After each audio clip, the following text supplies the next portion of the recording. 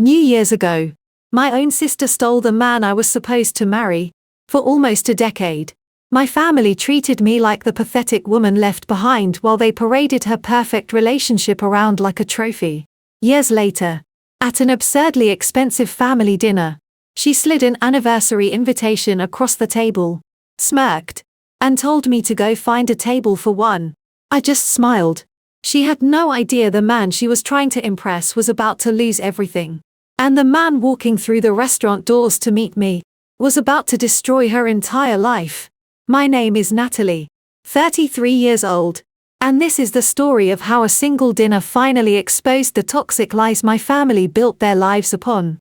Before I continue, let me know where you are watching from in the comments below. Please hit subscribe and like this video. If you have ever had to stand up to a family that constantly belittled your worth. The crystal chandeliers of Leonard cast a cold light over the white tablecloths. It was the most exclusive restaurant in New York City, and my family had insisted on this dinner to celebrate what they called a major milestone. I sat quietly sipping sparkling water, feeling the familiar knot of anxiety in my chest. Across from me sat Vanessa, my 35-year-old sister, wearing a smug expression that I had memorized since childhood. Beside her sat Dominic. He was a tall, strikingly handsome black man in a flashy tailored suit, leaning back in his chair like he owned the building. 9 years ago, that man was my fiancé. Tonight, he was her husband. Vanessa reached into her designer handbag and pulled out a thick gold embossed envelope. She tossed it casually across the table. It landed right in front of my plate, sliding until it hit my water glass. I stared at the elegant calligraphy spelling out their names for a 10-year anniversary celebration. She tilted her head, her smile sharp and predatory. Still dining alone, Natalie? She asked, her voice deliberately loud enough for the neighboring tables to hear. She let out a soft theatrical sigh, adjusting a massive diamond ring on her finger.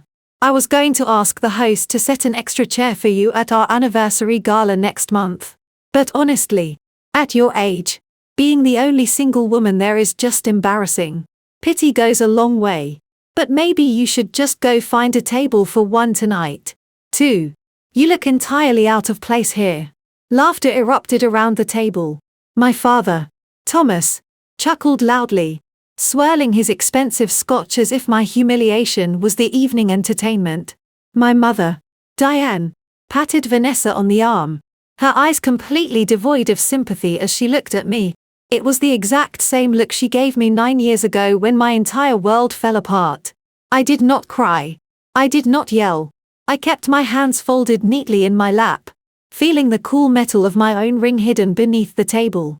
You really did not need to waste expensive cardstock on me, Vanessa, I said, keeping my voice perfectly level. I am quite busy these days and will not be attending. Diane scoffed, shaking her head in sheer disgust. Oh, please, Natalie. Busy doing what exactly? Still playing around with those little startup ideas of yours? She leaned forward, pointing a perfectly manicured finger at me. You know, if you had not been so obsessed with your little business ventures 9 years ago, maybe Dominic would not have felt so neglected. A man needs attention and respect. You practically forced him to seek comfort in Vanessa. She was actually there for him when you were staring at spreadsheets all night long. The sheer audacity of her words hung in the air, heavy and suffocating. My own mother was rewriting history to justify my sisters stealing my fiancé. In their twisted version of reality, I was the cold, ambitious failure who drove away a good man, and Vanessa was the loving savior. They completely ignored the fact that my little business ventures had grown into a massive venture capital firm. They only saw what they wanted to see. The golden child who could do no wrong. And the scapegoat who deserved nothing. Dominic adjusted his expensive silk tie, looking at me with feigned pity. Listen to your mother, Natalie. I needed a real partner, not a roommate who was always working. Vanessa knows how to treat a man with respect. But hey, no hard feelings, right? I am actually doing great things now. Big things. I have moved way past the level you remember. He puffed out his chest, ready to brag. Actually, I am stepping into the Chief Financial Officer role at Apex Holdings next month, Dominic announced, signaling a waiter to bring over the wine menu. He leaned back, spreading his arms over the back of Vanessa's chair, completely soaking in the adoration of my parents.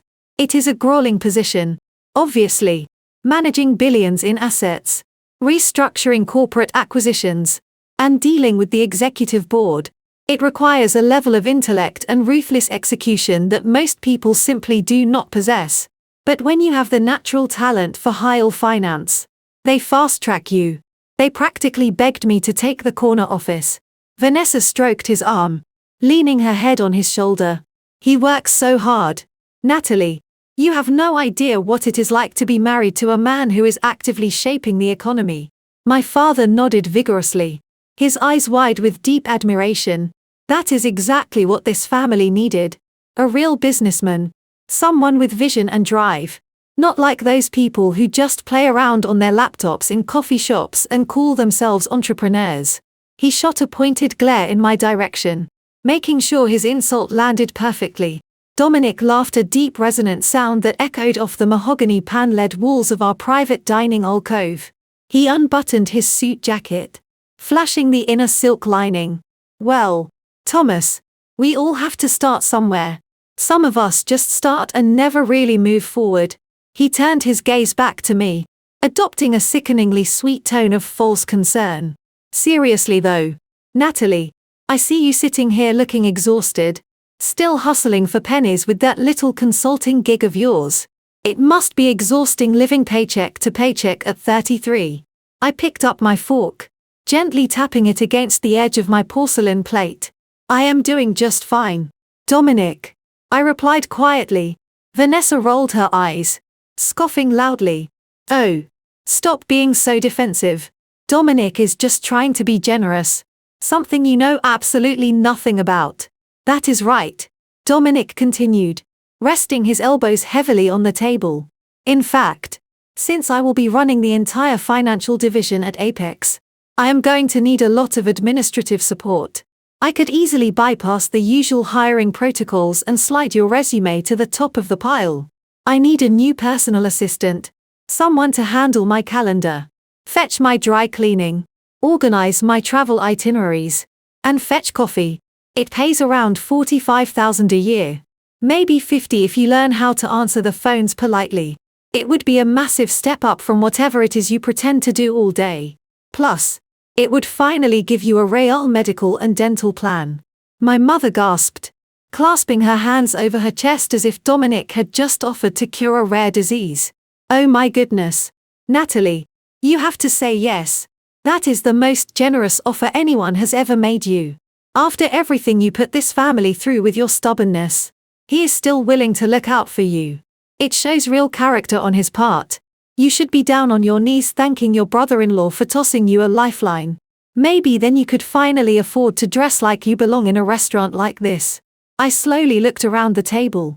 4 sets of eyes stared back at me, waiting for me to break. They wanted me to cry.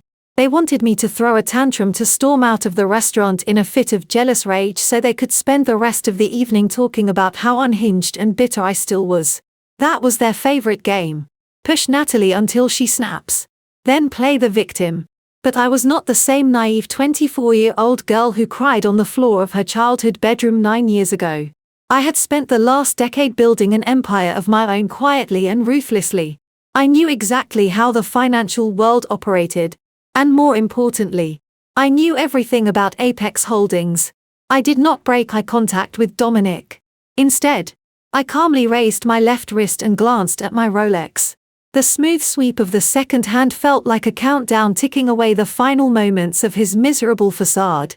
An assistant position at Apex Holdings, I repeated slowly, letting the words hang in the air. That is a very tempting offer, Dominic. Truly. But I'm afraid I have to decline. Dominic let out a short, arrogant breath. Your pride is going to keep you poor. Natalie, suit yourself.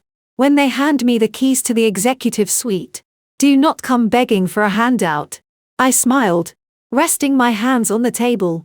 The thing is, Dominic, I do not think they will be handing you those keys. In fact, I am quite certain the Chief Financial Officer position at Apex is no longer available to you or to anyone else in your department." Vanessa slammed her hand down on the table, rattling the silverware. "Excuse me. What on earth are you talking about? Are you so jealous that you have resorted to making up delusions now?" I kept my eyes locked directly on Dominic. His confident smirk faltered just a fraction of an inch.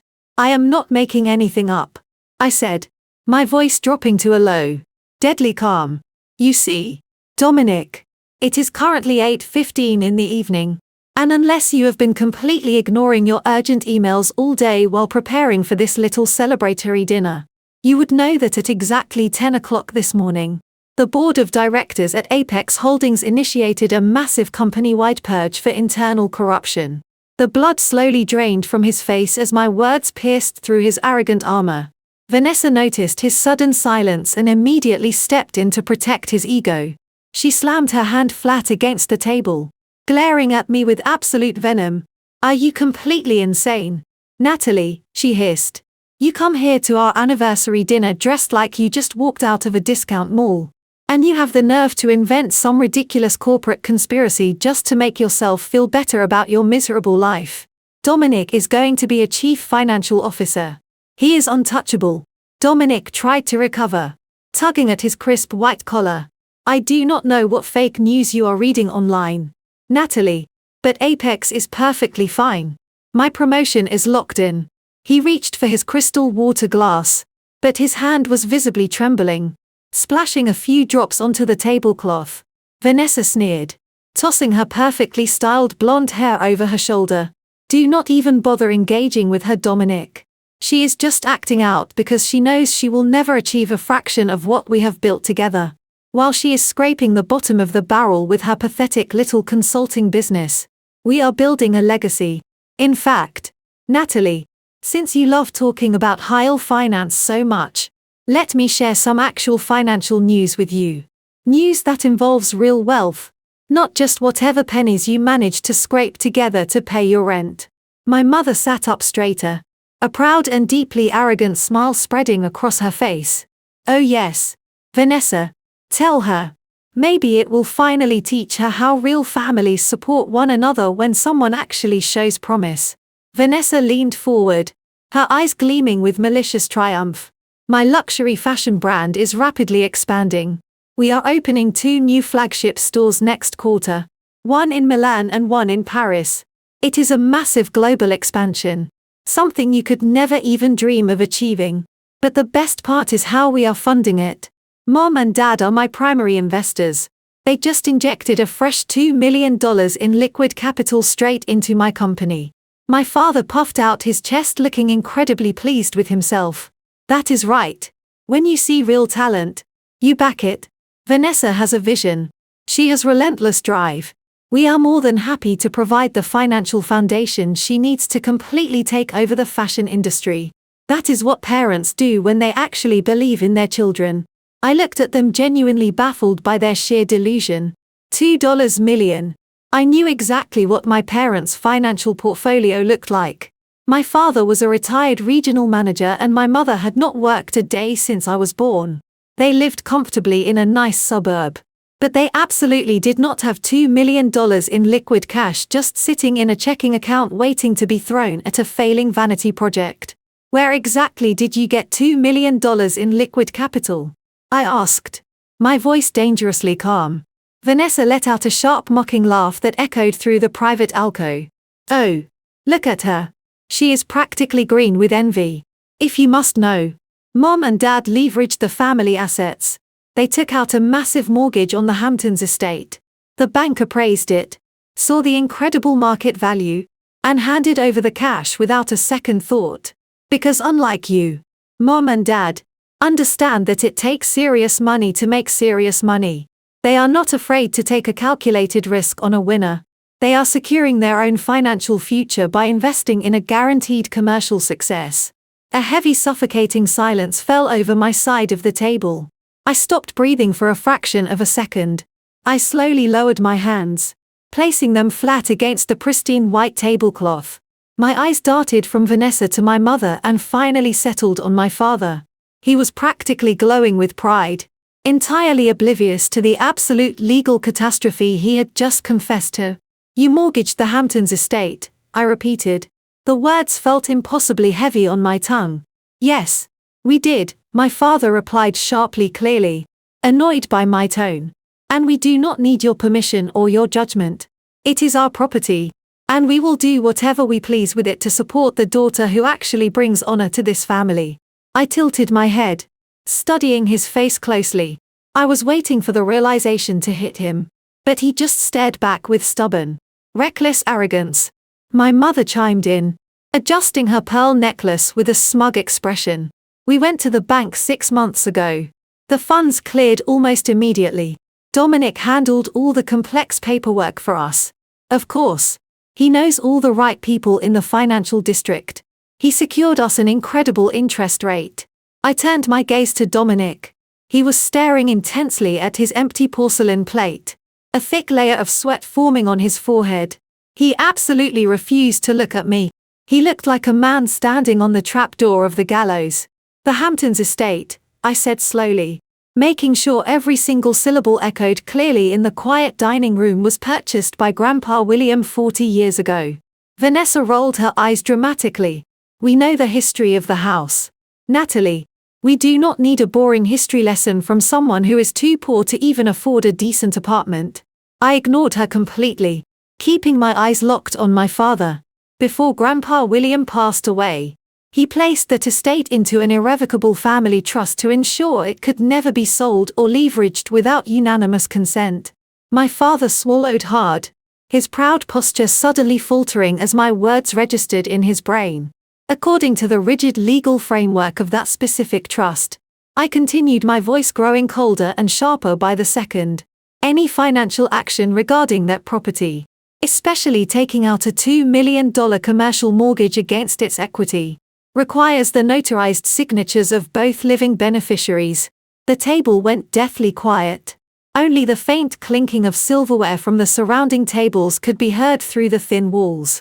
"I am the second legal beneficiary of that trust," I stated, watching the color rapidly drain from my parents' faces. "And I never signed a single document." For several long, agonizing seconds, the only sound in our private dining alcove was the gentle hum of the air conditioning above us. The arrogant smirks completely vanished from my parents' faces, replaced by a sickly, chalky pore. My father stared at me, his jaw slightly open, while my mother abruptly dropped her hands into her lap as if the tablecloth had suddenly caught fire. The clinking of silverware from the main dining room felt miles away. "What do you mean you never signed?" my father managed to choke out. His voice suddenly lacked all of its previous booming authority, reducing him to a nervous stammer. I leaned forward, resting my forearms on the edge of the table and locked my eyes directly onto his. "I mean exactly what I said, Dad. The trust mandates that both Vanessa and I must physically sign any paperwork that leverages the Hamptons estate. The bank would never under any circumstances release $2 million without that second notarized signature on the primary loan agreement. So I am going to ask you one more time, and I suggest you think very carefully before you answer. How did you get the money?" Vanessa looked back and forth between us, her confident posture momentarily wavering. "Mom, what is she talking about?" Vanessa demanded, her voice rising in pitch. "You said the bank approved the loan without any issues. You said the money was free and clear." Diane refused to look at Vanessa. She refused to look at me. She stared fixedly at her half-empty wine glass, her chest rising and falling in shallow, panicked breaths. "It was just a formality," she whispered, her voice trembling so badly she could barely form the words. "Just a stupid legal technicality that Grandpa William set up because he was overly cautious in his old age. He never meant for it to hold us back from helping family." "A technicality?" I repeated, my tone razor sharp and devoid of any warmth. "Mom, the bank requires a verified signature. Did you find a corrupt notary willing to risk their state license? Or did you just slide a piece of paper across a desk and hope the loan officer did not look too closely at the handwriting?" "We did what we had to do." My father suddenly snapped. He slammed his fist onto the table, making the crystal water glasses rattle. though this time his aggression was born entirely out of fear rather than dominance. Your sister was at a critical juncture. Her brand was expanding globally. She desperately needed the capital to secure international manufacturers and launch her new clothing line. We tried to call you, Natalie. We left you voicemails, but you were always so unreachable, so wrapped up in your own selfish little world. We could not let her lose this massive opportunity just because you were too stubborn to answer your phone. So, you forged my signature, I stated clearly, stripping away all of his weak emotional justifications. You committed felony mortgage fraud. You falsified federal legal documents to extract $2 million from an insured bank. Stop using those ugly words. My mother hissed, tears of frustration welling in her eyes. She leaned across the table, her face contorted with anger. It is not fraud when it is family money. We are your parents. We gave you life. We put a roof over your head for 18 years. You owed us this. Besides, Vanessa needed the money and you clearly did not. Look at you, Natalie. You are wearing a cheap blazer and dining alone at a restaurant you clearly cannot afford. What would you have even done with that money anyway? Hoarded it. We put it to good use to support someone who actually has a future. You stole my equity to fund a failing vanity project, I shot back, my voice echoing slightly in the confined space. It is not failing, my father yelled, his face turning a dangerous shade of red as the veins in his neck bulged. And we did not steal anything from you. It was a temporary loan. A bridge loan essentially. Dominic handled the entire strategy. He pointed a trembling finger at Dominic, who looked like he wanted to sink through the floorboards and disappear forever. Dominic refused to make eye contact with any of us, gripping the edge of the table until his knuckles turned white. Dominic reviewed Vanessa's entire business model. My father continued, his voice dripping with desperate, misplaced faith. He ran all the financial models. He told us that with a $2 million injection, her company's valuation would skyrocket overnight. He guaranteed us a 300% return on our investment within exactly 12 months. 300%. Natalie, we were going to pay the bank back in full before you ever even noticed the money was moved. Dominic finally found his voice, straightening his posture and adjusting his expensive silk tie. He looked at me with a condescending sneer, completely masking his previous panic with layers of aggressive corporate jargon.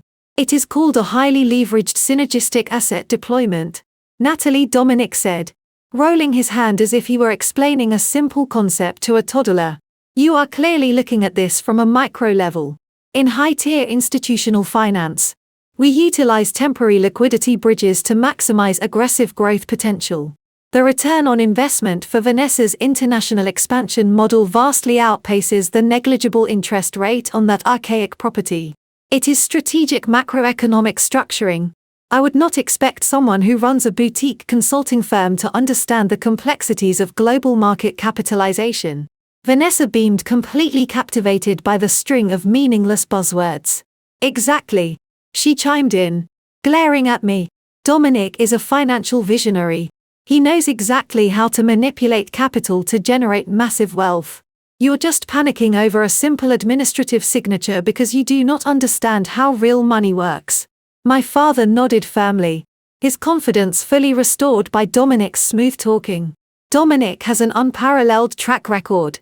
Natalie, he took a calculated risk to elevate this family, something you never had the courage to do. Once the profits start rolling in from the Paris flagship store, the bank loan will be a distant memory. We will double the equity of that old house. You should be taking notes instead of making wild accusations. I just stared at them. They were entirely spellbound by a man throwing around words like synergy and liquidity bridges to cover up a massive federal crime. It was a textbook gaslighting technique designed to make me question my own sanity and legal understanding. But before I could dismantle his ridiculous financial word salad, we were interrupted. The private dining room door opened and the head sommelier stepped inside, accompanied by a senior waiter. The sommelier carried a silver tray with absolute reverence. Resting on the velvet lining was a dusty dark glass bottle.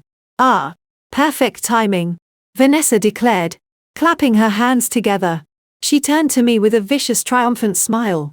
Since you are clearly too stressed about money to enjoy yourself, Natalie, we decided to order something special to celebrate our 10-year milestone.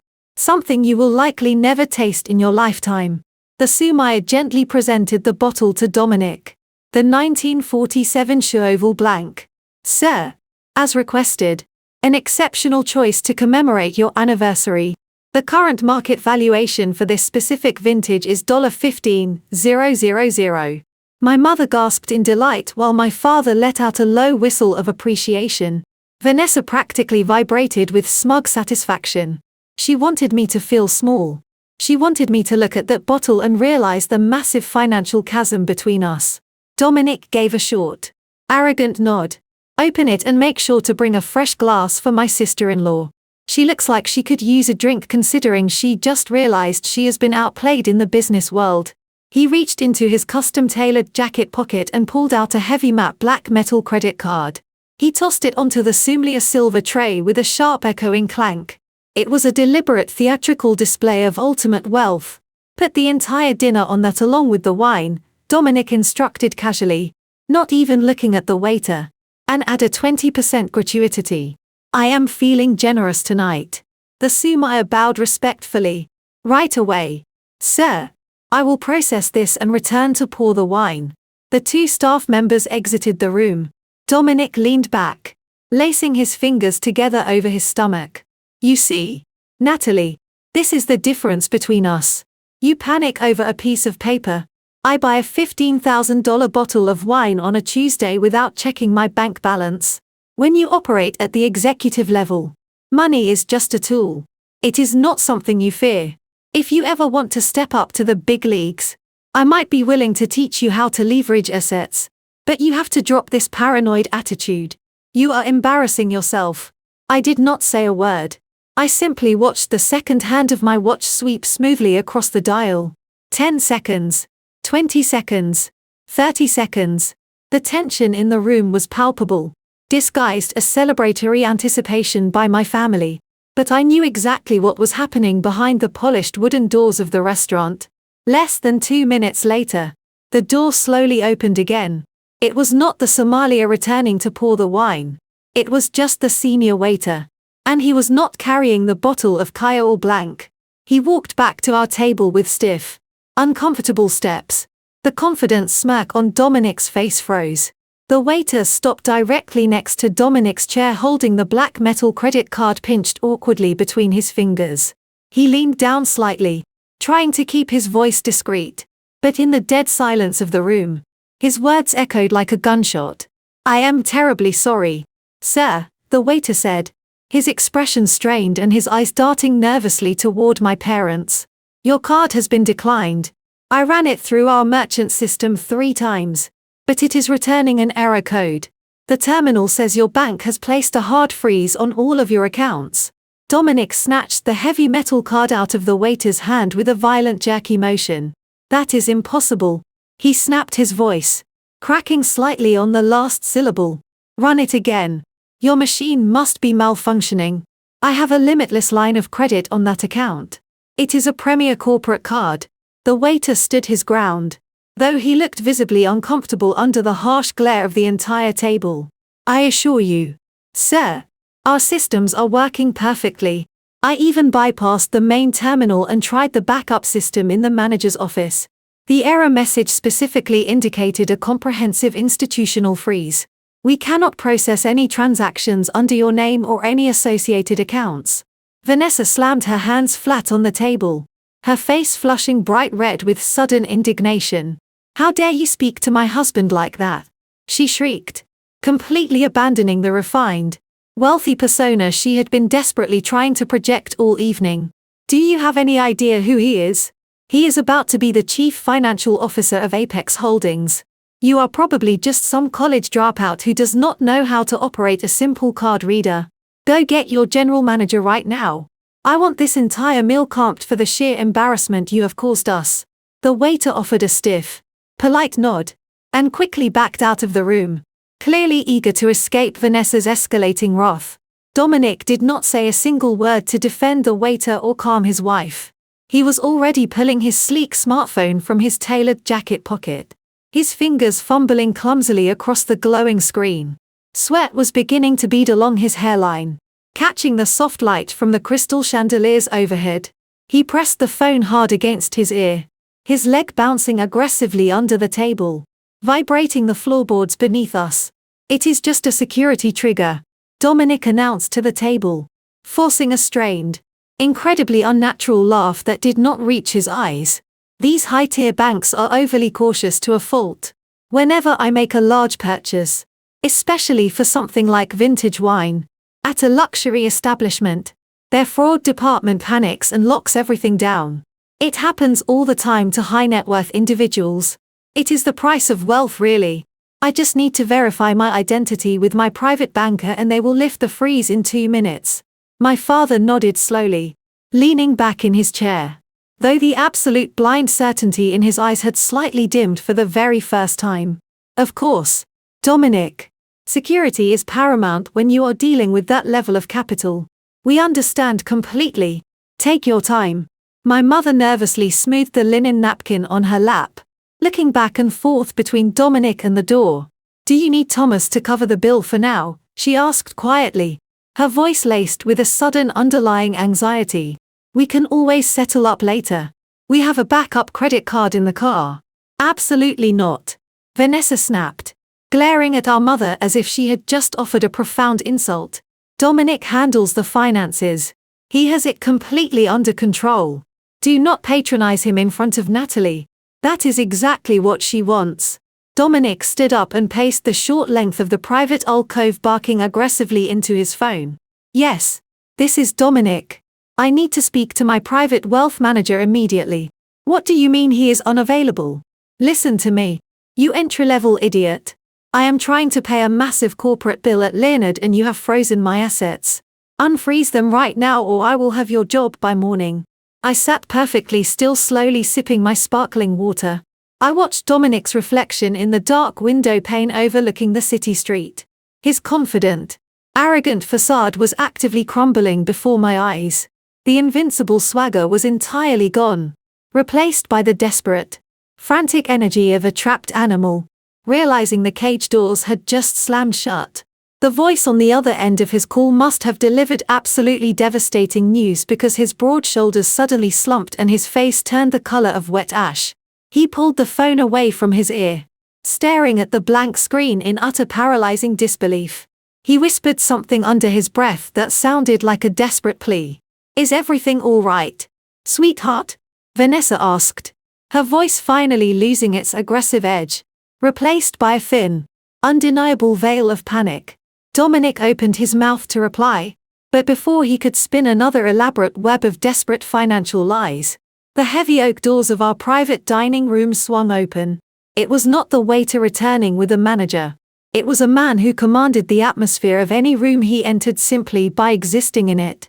Harrison stepped into the alcove. He was 40 years old, tall and broad-shouldered, moving with the predatory grace of someone completely unaccustomed to hearing the word no.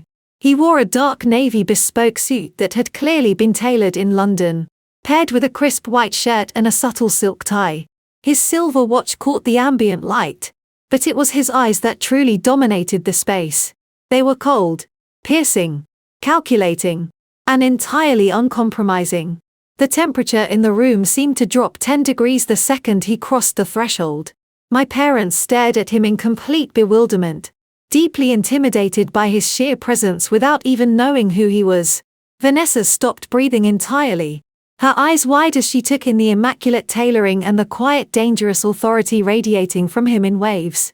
Dominic slowly turned around to face the door.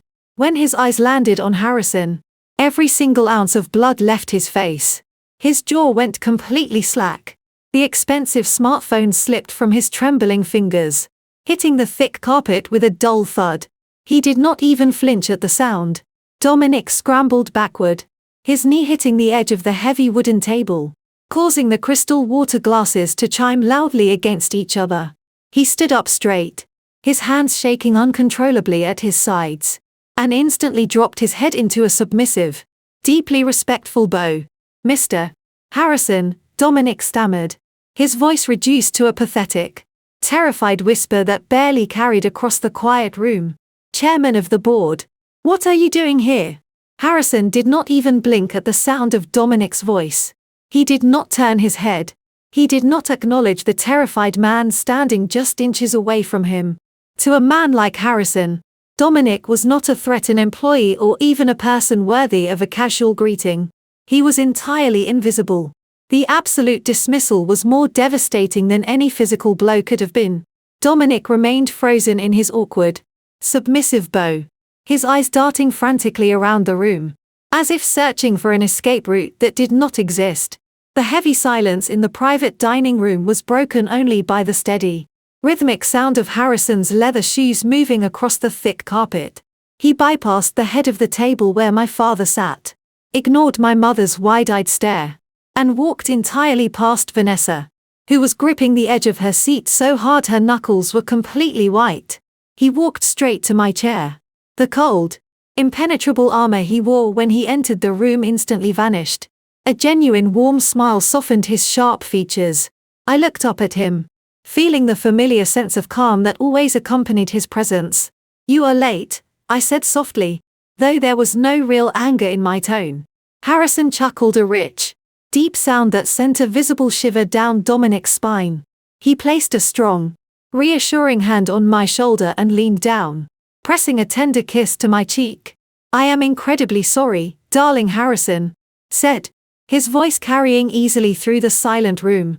"I fully intended to be here before the appetizers arrived, but cleaning house at the corporate level always takes far more time than one anticipates. We spent the entire afternoon firing a network of incompetent embezzlers from the lower management tiers of the finance department. You would be absolutely amazed at how bold some of these entry-level employees get when they think the executive board is not paying attention to the fractional accounting discrepancies." The word embezzlers hung in the air like a live grenade. Dominic let out a sharp, involuntary gasp. Clutching his stomach as if he had just been physically punched, he staggered back another step, practically collapsing into the heavy wooden credenza against the wall. Vanessa was staring at me, her mouth opening and closing like a fish out of water. Her brain was violently short-circuiting. She could not comprehend the visual data her eyes were sending her. The man standing next to me, affectionately rubbing my shoulder, was the very same billionaire chairman her husband constantly bragged about trying to impress. And yet, this untouchable titan of industry was treating the sister she had just relentlessly mocked as if she were the most important person in the entire world. My mother, Diane, was the first to finally break the spell of absolute shock. She blinked rapidly, her gaze shifting frantically between my face and Harrison's custom-tailored suit. "Natalie," my mother started, her voice sounding thin and incredibly fragile. "Natalie, what is going on here? Who is this man and why is he kissing you? Do you know him from one of your little consulting jobs?" Harrison slowly straightened his posture. The warmth in his eyes completely vanished the second he looked away from me. He turned his attention to the rest of the table. The shift in his demeanor was terrifying. He became the apex predator once again, surveying a room full of people he had already defeated. He looked at my father, who was suddenly sweating profusely. He looked at Vanessa, who shrank back into her chair under his piercing gaze. Finally, he allowed his eyes to briefly land on Dominic, who was trembling so violently that the ice water in a nearby pitcher was vibrating. "I suppose formal introductions are long overdue, considering the circumstances," Harrison said, his voice dropping to a low commanding register that commanded absolute authority. "Dominic here seems to know my corporate title, though his understanding of his own position within my company is highly questionable. But we are not here to discuss my corporate portfolio. We are here for a family dinner." Harrison reached out and gently took my hand, intertwining his fingers firmly with mine. He lifted our joined hands slightly, making sure the light from the crystal chandeliers caught the matching platinum bands on our ring fingers. "My name is Harrison," he announced, his voice echoing off the mahogany pan-led walls with absolute finality. "I am not here tonight as the chairman of Apex Holdings. I am here as Natalie's husband. We have been happily married for the past 2 years. And I must say, after everything I have heard tonight, It is truly fascinating to finally meet the people who so foolishly underestimated my wife. The sheer gravity of Harrison's words hit the table like a physical shockwave. My mother's jaw remained permanently unhinged, her eyes darting frantically between my simple outfit and Harrison's undeniable aura of immense wealth. The man they had spent the entire evening worshipping, the legendary titan of industry that Dominic had used to validate his own miserable existence, was my husband. I watched Vanessa's face cycle through confusion, denial, and finally a deep agonizing jealousy. The reality was breaking her mind. For 9 years, she believed she had stolen the ultimate prize. She believed she had relegated me to a life of pathetic mediocrity. Now sitting in her rented designer dress, she realized her entire life was a cheap imitation compared to the empire I had quietly built. But the most pathetic display came from Dominic. After the initial wave of paralyzing terror passed, his survival instincts kicked in, and Dominic only knew one way to survive: deception. He forced out a loud, incredibly unnatural laugh that sounded more like a choking gasp. He awkwardly pushed himself off the wooden credenza, desperately trying to straighten his posture and smooth out the wrinkles in his tailored suit. "Well, I have to say this is quite the plot twist," Dominic exclaimed, clapping his hands together with a hollow smack. He took a tentative step toward Harrison, wearing a sickeningly eager smile that practically radiated desperation. "You really kept this quiet at the office, Mr. Harrison. I had no idea my sister-in-law was married to the big boss. If I had known, I would have invited you to our anniversary dinner directly. We could have talked about the upcoming quarter over some scotch. You know how it is in the executive suite. It is a small world after all, right?" He actually had the audacity to extend his right hand toward Harrison, offering a firm buddy-to-buddy handshake. Dominic was actively trying to rewrite the narrative in real time. He was trying to show my parents that he was still important, still a high-level player who could casually rub elbows with the chairman of the board and laugh off the tension. He was clinging to the illusion of his own grandeur with bleeding fingernails. Harrison looked down at Dominic's outstretched hand as if it were a piece of rotting garbage on the sidewalk. He did not move a single muscle to reciprocate.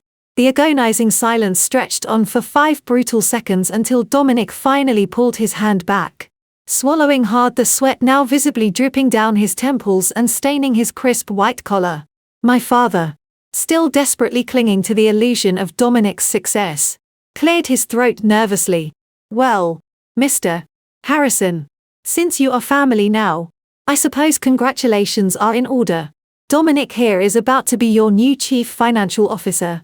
I am sure you two will be working very closely together to maximize Apex Holdings' profits. It is good to keep these high positions within the family." Harrison slowly turned his gaze to my father, his eyes narrowing slightly. "Thomas, was it?" Harrison asked, his tone laced with razor-sharp precision that immediately silenced my father. "Let me make something incredibly clear to you and to everyone else sitting at this table. I do not work closely with Dominic. In fact, until 10 o'clock this morning, I had absolutely no idea who this man was. He is not in my executive suite. He is not my peer. And he is certainly not the next chief financial officer of my company." Vanessa gasped, grabbing the edge of the table so hard her knuckles turned stark white. "What are you saying?" "Dominic told us he was fast-tracked for the corner office. He manages billions in corporate assets. He manages nothing." Harrison interrupted, his voice echoing with brutal authority that left absolutely no room for argument. "The only thing Dominic has managed to do during his time at my company is sit in a cubicle on the 3rd floor and process basic data entry for the regional logistics team. He is a mid-level clerk. Nothing more." Dominic's face turned completely grey. He opened his mouth to protest, to spin another elaborate lie, but the words died instantly in his throat under Harrison's unwavering stare. As for the current freeze on his bank accounts, Harrison continued, taking a step closer to the trembling man. "That was not an administrative error or a security trigger. I personally authorized that freeze across all banking institutions because as of 10 o'clock this morning, Dominic and I do have a new relationship, but it is not a professional one. We are not colleagues. We are not friends. As of this morning, I am the lead plaintiff actively suing him in federal court. Before anyone could even process the word court, Harrison reached inside the breast pocket of his impeccably tailored suit jacket. He did not pull out a simple piece of paper. He produced a thick, tightly bound legal dossier stamped with the red seal of the federal court district. With a flick of his wrist, he tossed the heavy stack of documents directly onto the center of the table. The dossier landed with a loud, aggressive thud, slamming right on top of my parents' pristine white dinner plates. A crystal water glass tipped over, spilling ice and water across the expensive linen tablecloth. But nobody even dared to reach for a napkin. Everyone was completely paralyzed, staring at the thick stack of papers as if it were a live explosive. Vanessa was shaking her head violently, her perfectly styled blonde hair falling into her face. "No," she whispered, her voice cracking under the weight of the sudden revelation. "No. That is a mistake. You have the wrong person entirely. Dominic is an executive. He is the vice president of regional acquisitions. He told us he was being promoted to chief financial officer this week. He has his own corner office on the top floor." Harrison did not even look at her. He kept his piercing gaze locked entirely on Dominic, who was now sweating so profusely that his silk shirt was sticking to his chest. "A corner office," Harrison repeated, his voice dripping with absolute venom.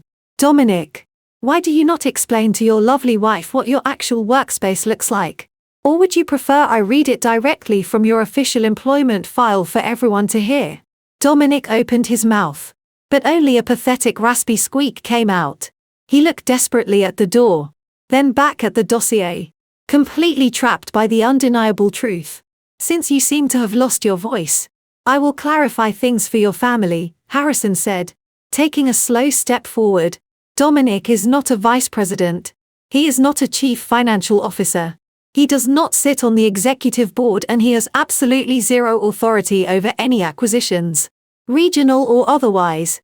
In fact, Dominic does not even work in the main corporate tower." My father leaned forward, gripping the edge of the table with white knuckles. "What do you mean he does not work in the tower?"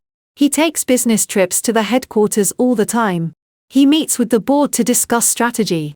He meets with the IT department when he forgets his computer password," Harrison corrected sharply, not missing a single beat. "Dominic is a mid-level data manager for our secondary logistics warehouse in New Jersey. His primary responsibility is ensuring that basic shipping invoices match the regional delivery schedules. He sits in a windowless cubicle on a floor with 200 other mid-level clerks. He does not negotiate multi-million-dollar contracts. He inputs tracking numbers into a spreadsheet." The absolute humiliation in the room was suffocating. Vanessa let out a strangled sob, covering her mouth with both hands. Her entire identity, the wealthy, untouchable wife of a high-powered corporate executive, was being ripped away from her sentence by sentence. "But his salary," my mother stammered, pointing a trembling finger at Dominic. "His designer clothes, the cars. He makes over $700,000 a year." Harrison let out a short, humorless laugh. "His base salary is exactly $82,000 a year before taxes. If he is wearing designer clothes and driving luxury cars, he is either renting them, swimming in crippling credit card debt, or paying for them with money that does not belong to him. Knowing what I know now, I would confidently bet on the latter." My father stood up slowly, his face flushed with a terrifying mix of rage and utter confusion. He looked at Dominic, who was actively shrinking against the wall, refusing to make eye contact with the man who had praised his financial genius just 20 minutes ago. "Dominic," my father growled, his voice trembling with fury, "tell me he is lying. Tell me right now that you are the executive you promised us you were." Dominic just squeezed his eyes shut and shook his head, looking like a pathetic child caught in a massive lie. Vanessa screamed, slamming her fists onto the table. "Why would you lie about this? Why would you pretend to be an executive?" "Because he is a parasite," Harrison stated coldly, cutting through her hysterical screaming. "He created a fake persona to impress a family of shallow, gullible people who only value status. But inflating his resume and lying to his in-laws is not a federal crime. I do not care what fairy tales he tells at the dinner table. That is not why my legal team spent the last 48 hours tearing apart his entire digital footprint. Harrison reached out and tapped the thick dossier sitting in the spilled water. I did not file a federal lawsuit and authorize a complete freeze on all of your banking assets just because you are a pathetic liar, Dominic Harrison said, his voice dropping to a dangerous lethal whisper. I sued you because of what you did with your basic system access. The audit we ran this morning revealed a massive discrepancy in the logistics accounts. I am suing you for the missing funds. Harrison slowly flipped open the heavy cover of the dossier. The crisp sound of the thick paper turning was the only noise in the entire restaurant alcove. He did not look at Dominic anymore. He turned his attention directly to my parents. When my security team flagged the missing logistics funds this morning, they initiated a comprehensive forensic audit on every single account tied to Dominic Harrison, explained, his voice perfectly level. What they found was a pathetic attempt at money laundering. Dominic was using our corporate vendor payment system to wash external funds. A very specific sum of external funds. $2 million to be exact.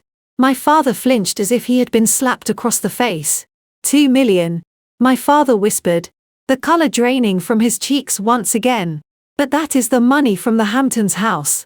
That is the capital for Vanessa and her new fashion brand. Harrison shook his head slowly. Vanessa's fashion brand never saw a single penny of that money.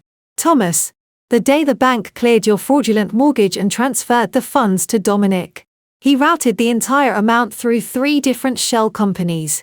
Harrison traced his finger down a printed spreadsheet in the dossier. According to the federal wire transfer logs, $1.2 million went to an offshore holding account in the Cayman Islands. The remaining $800,000 was wired directly to a private entertainment group based in Macau. Vanessa gripped the edge of the table, her fingernails digging into the white linen. What are you talking about? She demanded, her voice shrill and trembling. Dominic does not know anything about holding accounts in Macau. He was securing international manufacturers for my clothing line. He told me the negotiations were delicate. He was not negotiating with clothing manufacturers. Vanessa Harrison replied coldly. He was paying off massive underground gambling debts. The words hung in the air, heavy and suffocating. Gambling. My mother repeated, her voice, barely a whisper. She looked at Dominic, who had covered his face with both hands, quietly sobbing against the wall. Dominic, tell him he is wrong. Tell him you did not gamble away our house. Dominic could not speak. He just kept his face buried in his hands, shaking his head back and forth in a pathetic display of cowardice. Harrison picked up a stack of glossy photographs from the back of the dossier and tossed them onto the table. They spread out across the white cloth, perfectly clear under the chandelier light. My investigators work incredibly fast, Harrison stated. These are security stills from 3 different underground casinos in Brooklyn and an illegal high-stakes poker room in Atlantic City. You will notice the timestamps.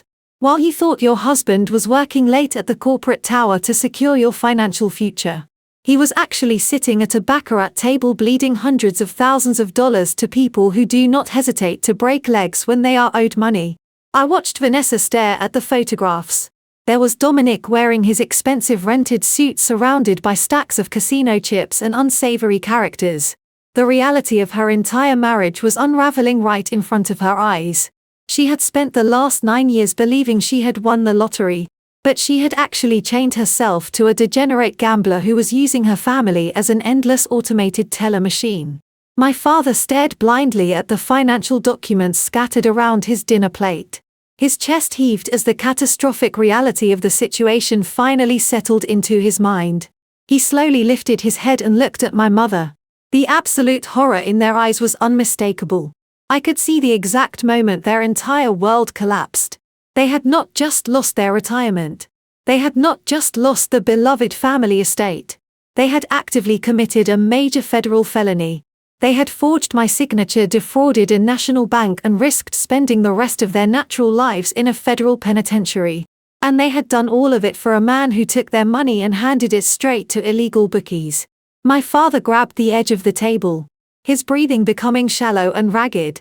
He realized the terrifying truth. They had committed a severe crime for a lying thief. And now there was absolutely no money left to pay the bank back. They were completely ruined. They had sacrificed their own daughter and their freedom to fund a gambling addiction. The silence that followed this realization was deafening. But it only lasted for a fraction of a second. The complete psychological collapse of my father instantly transformed into explosive unhinged violence. Thomas let out a primal guttural roar that tore through the refined atmosphere of the restaurant. He lunged across the wide mahogany table with a terrifying burst of speed. His hands bypassed the scattered legal documents and the spilled water, aiming directly for Dominic. My father grabbed Dominic by the lapels of his rented designer suit and violently yanked him forward. Crystal water glasses shattered against the floor. Silverware clattered loudly as the heavy table shifted from the sheer force of the impact. Dominic let out a high-pitched shriek of pure terror, completely unable to defend himself as my father hauled him over the white linen tablecloth. "You worthless parasite!" my father screamed, his face inches from Dominic, his breath hitching with uncontrollable rage. "I gave you everything. I risked my freedom for you. Where is my money? Tell me where my money is right now, or I swear I will end you." Dominic thrashed wildly, his expensive silk tie tightening dangerously around his neck as my father twisted the fabric. "I do not have it." Dominic choked out, tears streaming down his panicked face. "It is gone. I lost it on a bad hand. I tried to win it back. I swear I tried to win it back for you." My mother snapped out of her paralyzed state. She leaped from her chair, her pearl necklace swaying violently as she leaned over the table. She did not try to stop my father. Instead, she joined the assault, her voice cracking into a hysterical, piercing scream. "You stole our retirement," she shrieked, pointing a trembling finger directly at Dominic. "We mortgaged the Hamptons house for you. We forged a federal document for you. We trusted you to build an empire for our daughter. And you threw our entire lives onto a casino table. You are a monster." The private dining room had descended into absolute chaos. Waiters hovered nervously outside the glass-paneled doors, unsure whether to intervene or call the police. Harrison stood perfectly still beside me, his hands casually tucked into the pockets of his tailored trousers, watching the destruction with cold, detached satisfaction. He did not need to lift a single finger. The family that had tormented me for 9 years was actively tearing itself apart. But Vanessa was not ready to surrender her illusion. The reality of her husband being a degenerate thieving fraud was too agonizing for her fragile ego to process. So she resorted to the only defense mechanism she knew: absolute blinding denial. "Stop it!" Vanessa screamed at the top of her lungs, her voice echoing painfully off the walls. She rushed around the table and shoved my father backward with surprising force, breaking his grip on Dominic. She stood protectively in front of her husband, her chest heaving, her eyes wild and completely unhinged. "Leave him alone," Vanessa ordered, her face flushed with manic desperation. "Do you not see what is happening here? Do you not see what she is doing?" She pointed a frantic, shaking finger directly at me. "This is all a lie," Vanessa continued, her voice rising to a hysterical pitch. "Natalie fabricated all of this. She and her rich husband hired someone to forge these bank records and print out those fake casino photos. They are trying to frame Dominic." My father stared at her in utter disbelief, his chest heaving as he tried to catch his breath. "Vanessa, the money is gone," he gasped. He just admitted he lost it. He was intimidated. Vanessa yelled back her logic, completely abandoning her. They cornered him. "Natalie has been planning this for 9 years. She is still obsessed with Dominic. She has been boiling with jealousy ever since the day he realized I was the better woman and left her pathetic life behind. She could never handle the fact that I won. And now she is using her billionaire husband to destroy my marriage and ruin my successful fashion brand out of pure bitter spite." I listened to her unhinged rant without shifting my posture. The sheer magnitude of her delusion was almost impressive. She was standing in the wreckage of her entire life, defending the man who had bankrupted her parents. And still, she somehow managed to make herself the victim of my imaginary jealousy. Harrison glanced down at me, a subtle dark amusement playing at the corners of his mouth. He took a single step back, silently, signaling that it was my turn to finish the execution. I slowly walked toward the table, my heels clicking sharply against the hardwood floor. I stopped just a few feet away from Vanessa, looking at her flushed, tear-stained face with absolute zero sympathy. "You think I am jealous of you?" I asked, my voice carrying a quiet, lethal calm that instantly cut through the chaotic noise of the room. "You think I am jealous of your fashion brand, Vanessa?" Vanessa blinked, thrown off by the sudden shift in my focus. Her chest was still heaving from screaming at our father, but she quickly masked her panic with her signature sneer. "Of course you are," Vanessa spat out, crossing her arms defensively. "You have always been jealous of my success, while you sit behind a desk pushing papers. I am a creative visionary. My brand is expanding globally. I have thousands of followers who worship my lifestyle. I am an actual CEO." I did not argue with her. I did not raise my voice or try to match her hysterical energy. Instead, I calmly reached into my leather tote bag resting on a nearby chair and pulled out my iPad. I tapped the screen a few times, bringing up a highly specific public file I had bookmarked earlier that afternoon. "A creative visionary," I repeated flatly, walking back to the table. I placed the iPad down right next to the shattered crystal and the scattered casino photographs. "Let us talk about your visionary business model." Then my parents, momentarily distracted from their homicidal rage toward Dominic, looked at the glowing screen.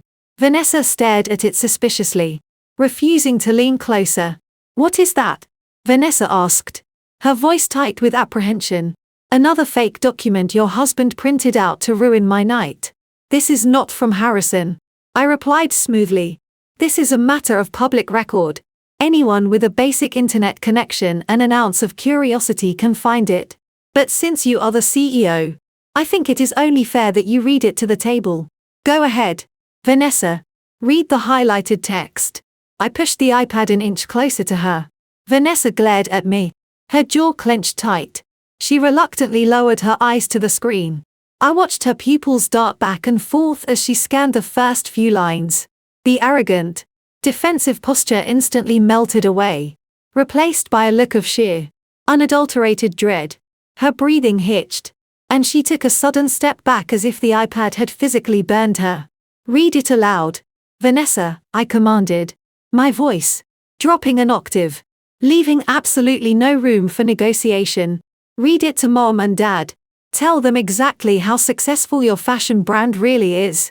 "I will not play your twisted little games," Vanessa whispered, shaking her head frantically. She tried to look away, but my father, whose entire financial future was currently burning to the ground, reached over and grabbed the tablet. "If she will not read it, I will," Thomas growled. He squinted at the bright screen, his eyes scanning the dense legal jargon. His face, already pale from the revelation of Dominic's gambling debts, somehow turned an even more sickly shade of grey. "What does it say?" "Thomas," my mother asked, her voice trembling violently. "What else is there? What else did they do?" My father slowly lowered the iPad, looking at his golden child with an expression of complete and utter betrayal. "It is a court filing," he said, his voice completely devoid of emotion. "United States Bankruptcy Court, Southern District of New York. Filed exactly 3 months ago." He looked up, locking eyes with Vanessa. She shrank under his gaze, covering her mouth with her trembling hands. "It says here that your fashion brand filed for Chapter 11, bankruptcy protection." Thomas continued reading the words as if they were a death sentence. "It says you have defaulted on 4 different commercial loans, failed to pay your fabric suppliers for the last 8 months, and have 0 remaining liquid assets. You are millions of dollars in the red." Diane gasped, clutching her chest as if she were having a physical heart attack. "Bankruptcy?" she shrieked. "But you told us you were opening flagship stores in Paris and Milan. You said you just needed the Hamptons' money to secure international manufacturers. There was no international expansion." "Mom," I interrupted, looking at Vanessa's tear-streaked face with absolute disgust. "Her brand has been dead for over a year. She has been completely bankrupt for 3 months. She has been secretly drowning in a massive ocean of corporate debt, dodging creditors, and facing multiple lawsuits from unpaid vendors. Vanessa collapsed into her chair, burying her face in her hands, sobbing uncontrollably. The truth was finally out in the open, raw and undeniable, while she was parading around on Instagram, posting photos of luxury dinners and pretending to be a successful, thriving CEO. She was actually flat broke. I continued making sure every single word landed like a physical blow. Her entire online presence is a carefully curated illusion. She is a complete failure. She knew she was going under. She knew her business was worthless. And yet she still sat back and watched you forge my signature and mortgage your only valuable asset, knowing full well she could never pay you back. You lied to us, Diane whispered, her voice cracking as she stared at her favorite daughter. You let us risk federal prison for a company that was legally dead. I did not know it was that bad. Vanessa sobbed, her voice muffled behind her hands. I had to keep up appearances. My followers expect a certain lifestyle from me. If I admitted I was struggling, the brand would lose all its value instantly. Your followers, my father shouted, slamming his fist against the table. You bankrupt your own family for your followers. Look at your golden child now, I said softly to my parents. Her entire life is a lie built on stolen money and fake photos. And you handed her everything on a silver platter because you wanted to believe the illusion just as badly as she did. Vanessa shook her head wildly, her perfectly manicured hands gripping the edges of her chair as if it were the only thing keeping her tethered to the earth. She tried to muster the arrogant sneer that had defined her entire existence. But her facial muscles simply refused to cooperate. I am not broke. Vanessa protested, her voice a desperate raspy whisper. Look at me, Natalie. Look at the life I live. You cannot fake this level of luxury. I looked at her. I really looked at her, scanning her from head to toe with cold clinical precision. You are right, Vanessa, I said, my voice cutting through the thick tension in the room. Let us look at you. Let us look at the undeniable proof of your immense wealth. I stepped closer, gesturing toward the stunning emerald green silk gown she was wearing. It was a flawless designer piece that had undoubtedly turned heads when she walked into the restaurant. Mom told me you bought that dress exclusively for tonight, I said. She bragged that it cost $6,000 straight off the runway in Milan. Vanessa lifted her chin defensively, though her eyes were completely terrified. It did, she snapped, clinging to the lie with her fingernails. I smiled, shaking my head slowly. No, it did not. That dress belongs to a luxury rental subscription service called Kua Closet based out of Brooklyn. If you look closely at the inside hem near her left ankle, Mom, you will see the tiny scanning barcode they stitch into all of their rental garments. Vanessa pays $250 a month to borrow clothes she could never actually afford. And if she does not return that dress in the prepaid mailer by Monday morning, they are going to charge her credit card a late fee that will likely bounce. My mother gasped, leaning sideways in her chair to stare at the hem of Vanessa's dress. Vanessa instinctively crossed her legs trying to hide the fabric. But the frantic movement only confirmed the absolute truth. But that is not all. I continued, not giving her a single second to recover. What about that breathtaking anniversary gift? The necklace Dominic surprised you with before we sat down. Vanessa's hand shot up to her throat, her fingers clutching the massive glittering stone resting against her collarbone. Dominic spent hours picking this out. She cried out, her voice cracking. It is a flawless 2-carat diamond. He told everyone at the table it was certified. Dominic could not afford a certified diamond if he sold his own kidneys. I replied bluntly, that necklace is high-grade cubic zirconia set in plated sterling silver. You can buy the exact same piece on a discount jewelry website for exactly $149. It is completely worthless, Vanessa. Just like the fake promotions he bragged about. Just like the fake business empire you pretend to run. My father covered his face with his hands, letting out a long, agonizing groan. He was watching the absolute destruction of the daughter he had placed on a pedestal his entire life. Everything he had believed about her, every reason he had used to justify treating me like a complete disappointment was being systematically dismantled right in front of his eyes. And then there is the car, I said, turning my attention to the large bay window overlooking the street. The bright red Italian sports car parked at the valet stand out front. The one you made sure we all saw you step out of when you arrived. Do not talk about my car, Vanessa sobbed. Her tears finally ruining her pristine makeup, leaving dark streaks of mascara running down her cheeks. It is not your car, I corrected her sharply. It is a corporate lease under your bankrupt fashion brand. A lease that you are currently 3 months behind on.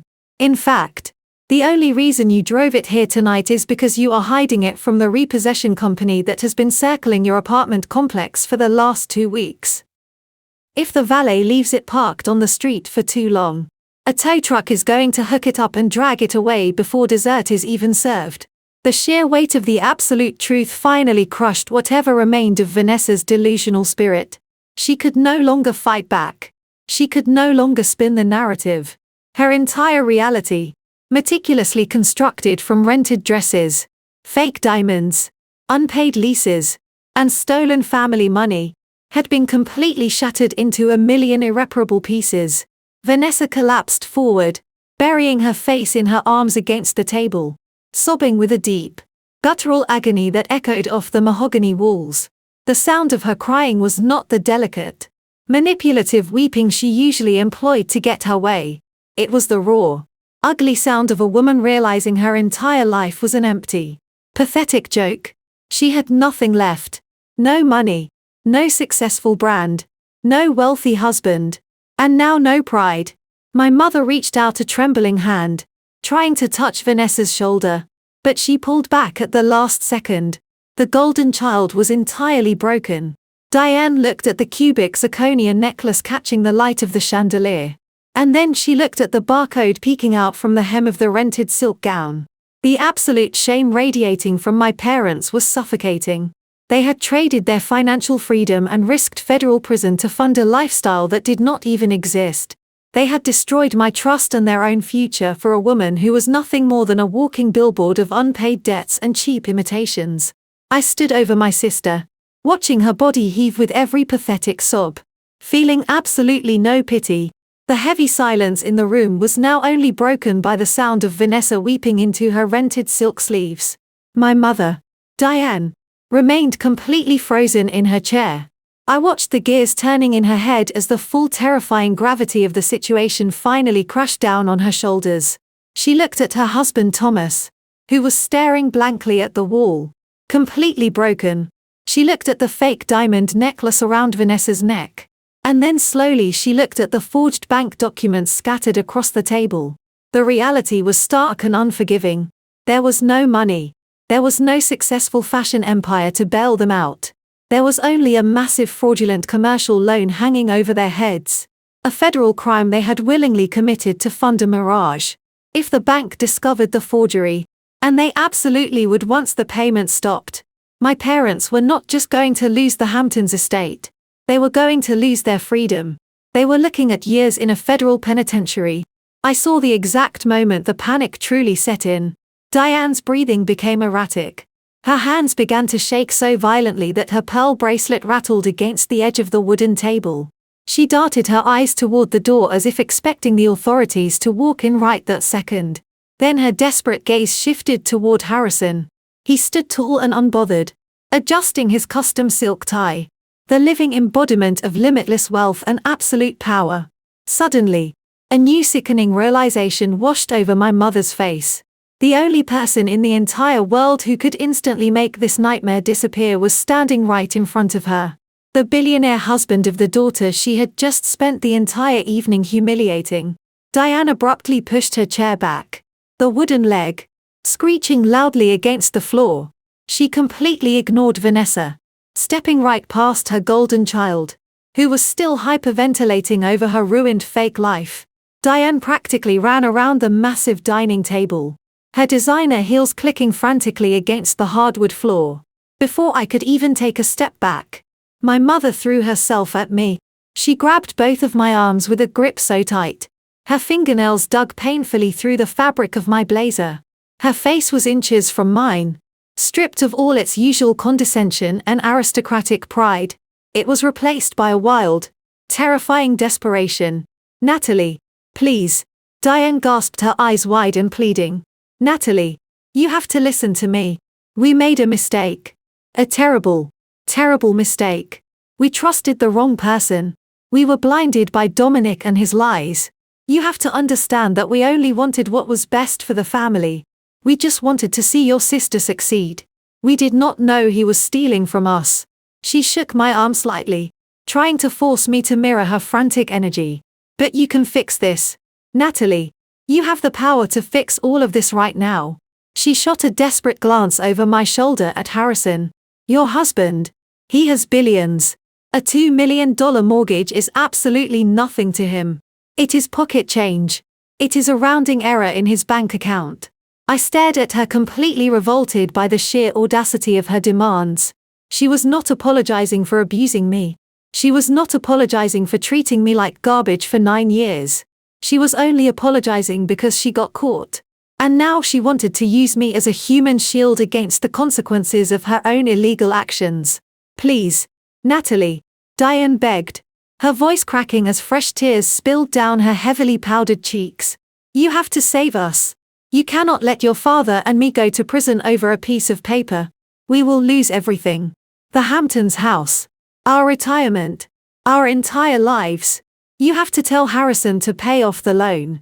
Just have him wire the money to the bank tomorrow morning and clear the debt. We will owe you forever. We will do whatever you want. Just please. You are my daughter. You have to protect your family. The words hung in the air, dripping with toxic entitlement and emotional manipulation. For 33 years, I had craved her validation. I had spent my entire childhood twisting myself into knots, trying to earn a single scrap of the affection she freely poured over Vanessa. And now here she was, practically begging on her knees, using the title of mother as a weapon to extort my husband's money.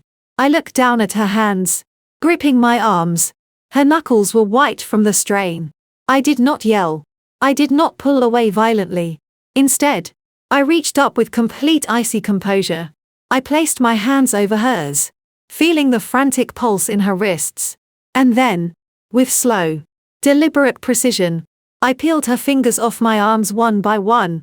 I let her hands drop into the empty space between us.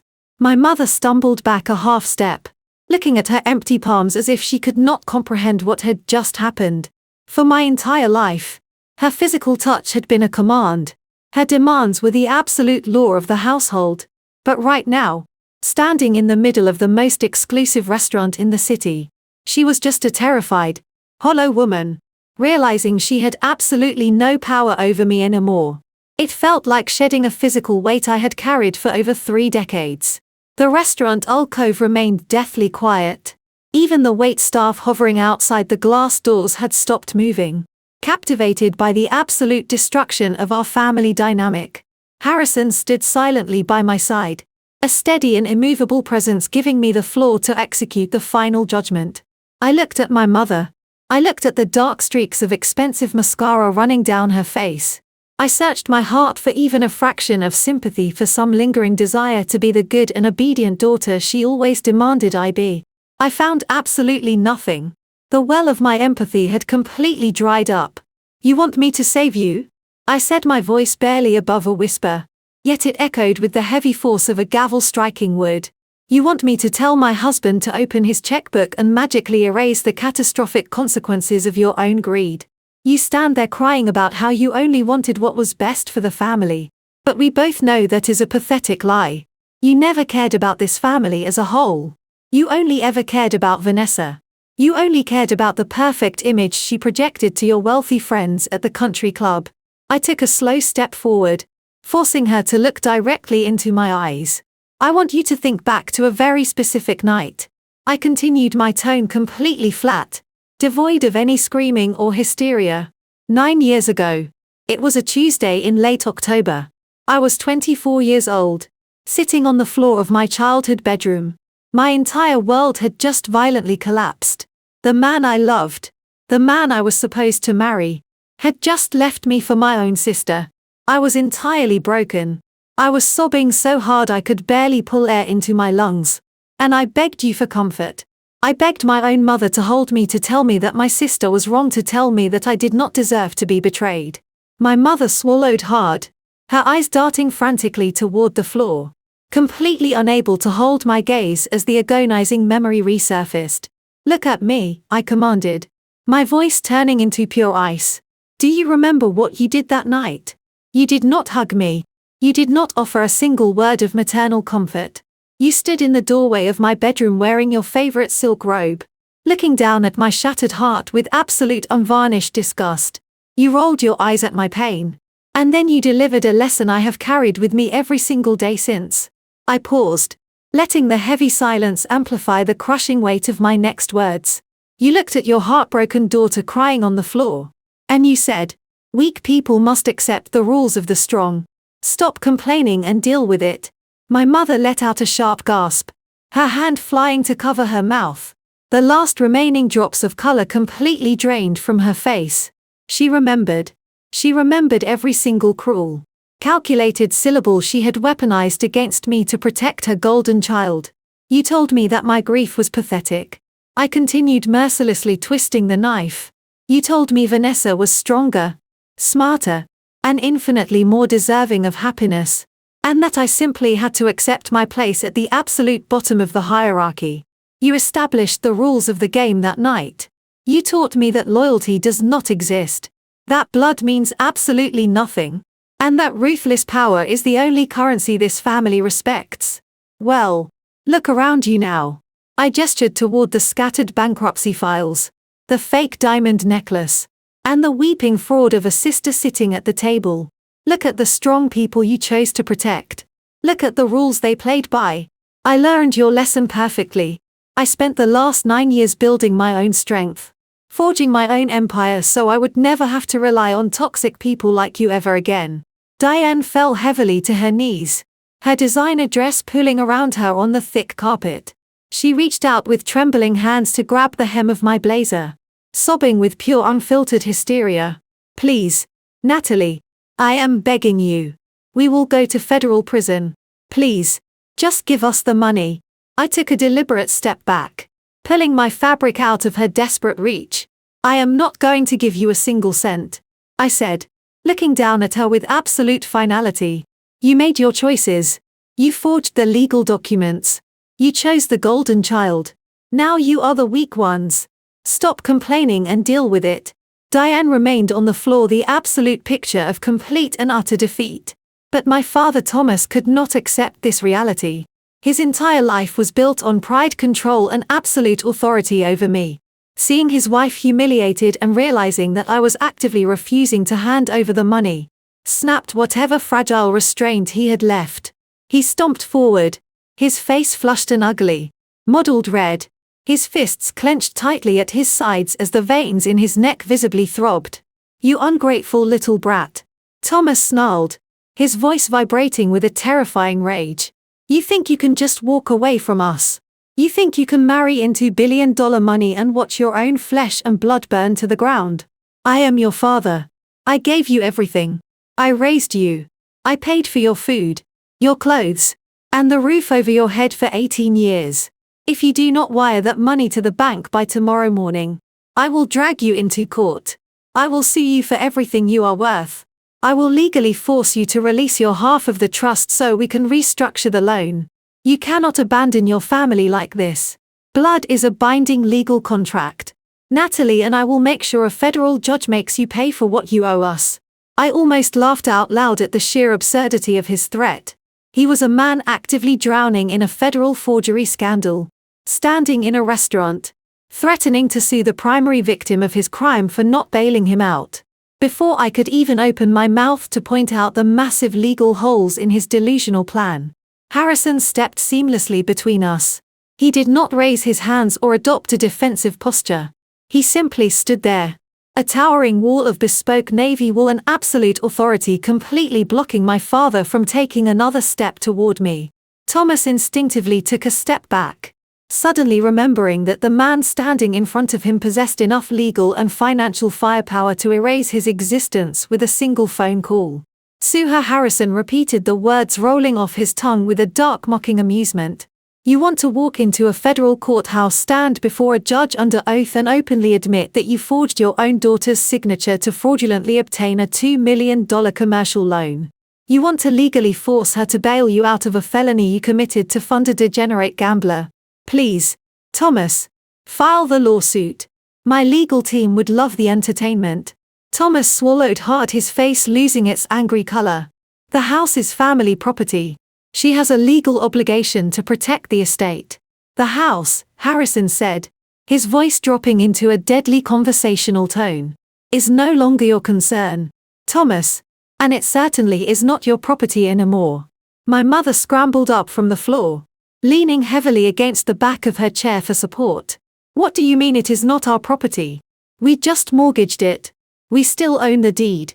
Harrison slowly shook his head, looking at my parents with the kind of pity one reserves for roadkill. You really have absolutely no idea how the high-tier financial world operates, do you? Did you honestly think a major national bank would hand over $2 million and just forget about it? When Dominic routed that money offshore to his illegal bookies, the bank's automated fraud algorithms flagged the transaction immediately. Coupled with the fact that you have not made a single mortgage payment in the last 6 months because Dominic lost all the liquid capital. The bank did not just freeze your accounts, they accelerated the entire loan. Vanessa stopped crying for a brief second, staring at Harrison with wide, terrified eyes. Accelerated? What does that mean? It means they demanded the entire $2 million back immediately, Harrison explained calmly. And when your parents failed to produce the funds, the bank executed a rapid foreclosure. They seized the collateral. The Hamptons estate was officially repossessed by the bank 10 days ago. My father staggered backward as if he had been shot in the chest. He reached out blindly, grabbing the edge of the mahogany table to keep himself from collapsing to the floor. No, that is impossible. We never received an eviction notice. We never received any foreclosure documents in the mail. That is because Dominic intercepted the mail, Harrison stated casually, glancing over at the trembling man huddled against the wall. He has been routing all of your financial correspondence to his own private post office box for months to cover his tracks. You lost the house, Thomas. The bank took it back, wiped your names off the deed, and immediately put the estate up for a private commercial auction to recoup their stolen capital. Diane let out a horrible guttural wail. The Hamptons house was the crown jewel of her social standing. It was the only tangible proof of wealth she had left to parade around her country club friends. Now it was completely gone, vaporized by the very man she had ripped. We have to buy it back, Diane cried out frantically, looking back and forth between Thomas and Vanessa. We can find investors. Vanessa, call your friends. Call those wealthy influencers you hang out with. We can raise the money and buy it back from the bank before anyone else claims it. Harrison adjusted his cuffs, his expression completely devoid of mercy. You are a little late for that, Diane. The private foreclosure auction concluded yesterday afternoon. The bank has already sold the property. My parents froze. The final nail had just been violently hammered into their coffin. Who bought it? Thomas asked, his voice nothing more than a hollow, defeated whisper. Harrison looked directly into my father's eyes, delivering the ultimate payload with chilling precision. My private equity firm bought it, paid in full, in cash. The absolute silence that followed Harrison's declaration felt as heavy as a lead blanket. My father stared at Harrison, his brain desperately trying to process the magnitude of the statement. Paid in full in cash. The Hamptons estate, the very symbol of the family's supposed elite status, now belonged entirely to the man standing next to me. Vanessa suddenly snapped out of her tearful stupor. The realization that her ultimate safety net was gone ignited a frantic, irrational fury inside her. She slammed her hands against the edge of the table and pushed herself up, glaring at Harrison with wild, bloodshot eyes. You cannot do that, Vanessa screamed, her voice echoing painfully in the confined space of the private dining room. You cannot just swoop in and steal my childhood home. That house belongs to my family. It is where I grew up. My memories are in that house. My bedroom is exactly the way I left it. You cannot just take it away because you have a thick wallet. I will chain myself to the front porch before I let you or your bitter wife step foot inside my sanctuary.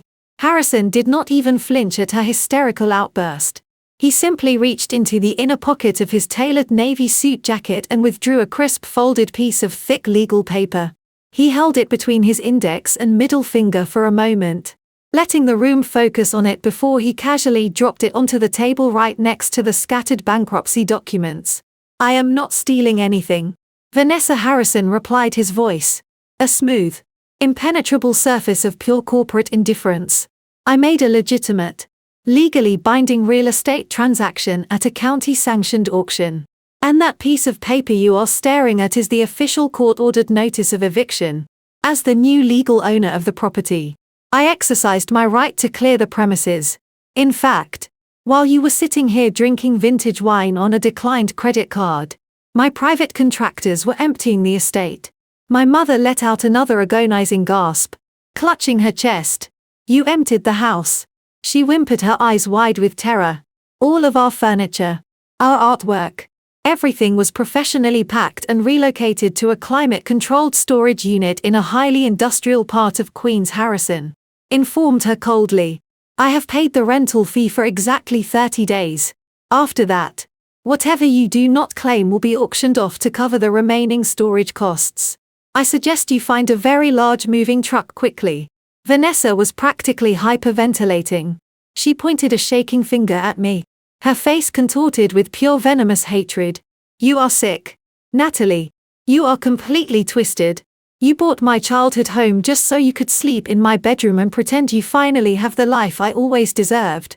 You are going to live in our house and gloat." I looked at my sister, feeling a profound sense of exhaustion mixed with absolute clarity.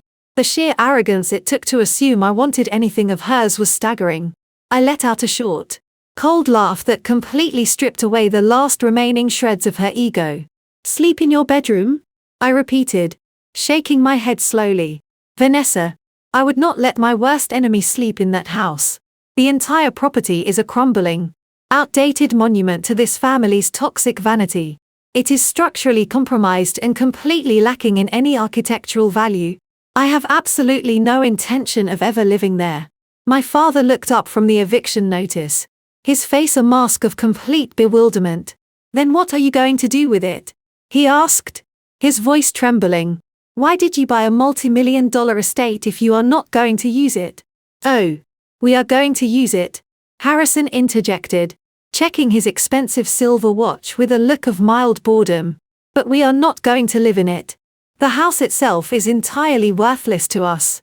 The true value is in the land and the commercial zoning permits that came with the foreclosure." Harrison looked directly at Vanessa, ensuring she absorbed every single syllable of his next sentence. "Tomorrow morning, at exactly 6:00, a team of heavy demolition crews will be arriving at the front gates. The bulldozers are already parked on the adjacent street. They are going to level the entire estate to the ground. Every single wall, every single floorboard, and every single memory you claim to hold so dear will be crushed into dust before lunchtime." Vanessa let out a piercing scream, covering her ears as if she could physically block out the words. "You cannot tear it down. You cannot destroy my home. It is already done," I said, taking a step forward to deliver the final blow. "The land is being completely cleared. Once the debris is hauled away, construction begins immediately on a massive state-of-the-art biotech research facility. It will be a sprawling campus dedicated to advancing medical technology." I paused, making sure my parents were looking directly at me. "And the best part," I added, my voice dripping with absolute undeniable triumph, "I am the sole owner and chief executive officer of that facility.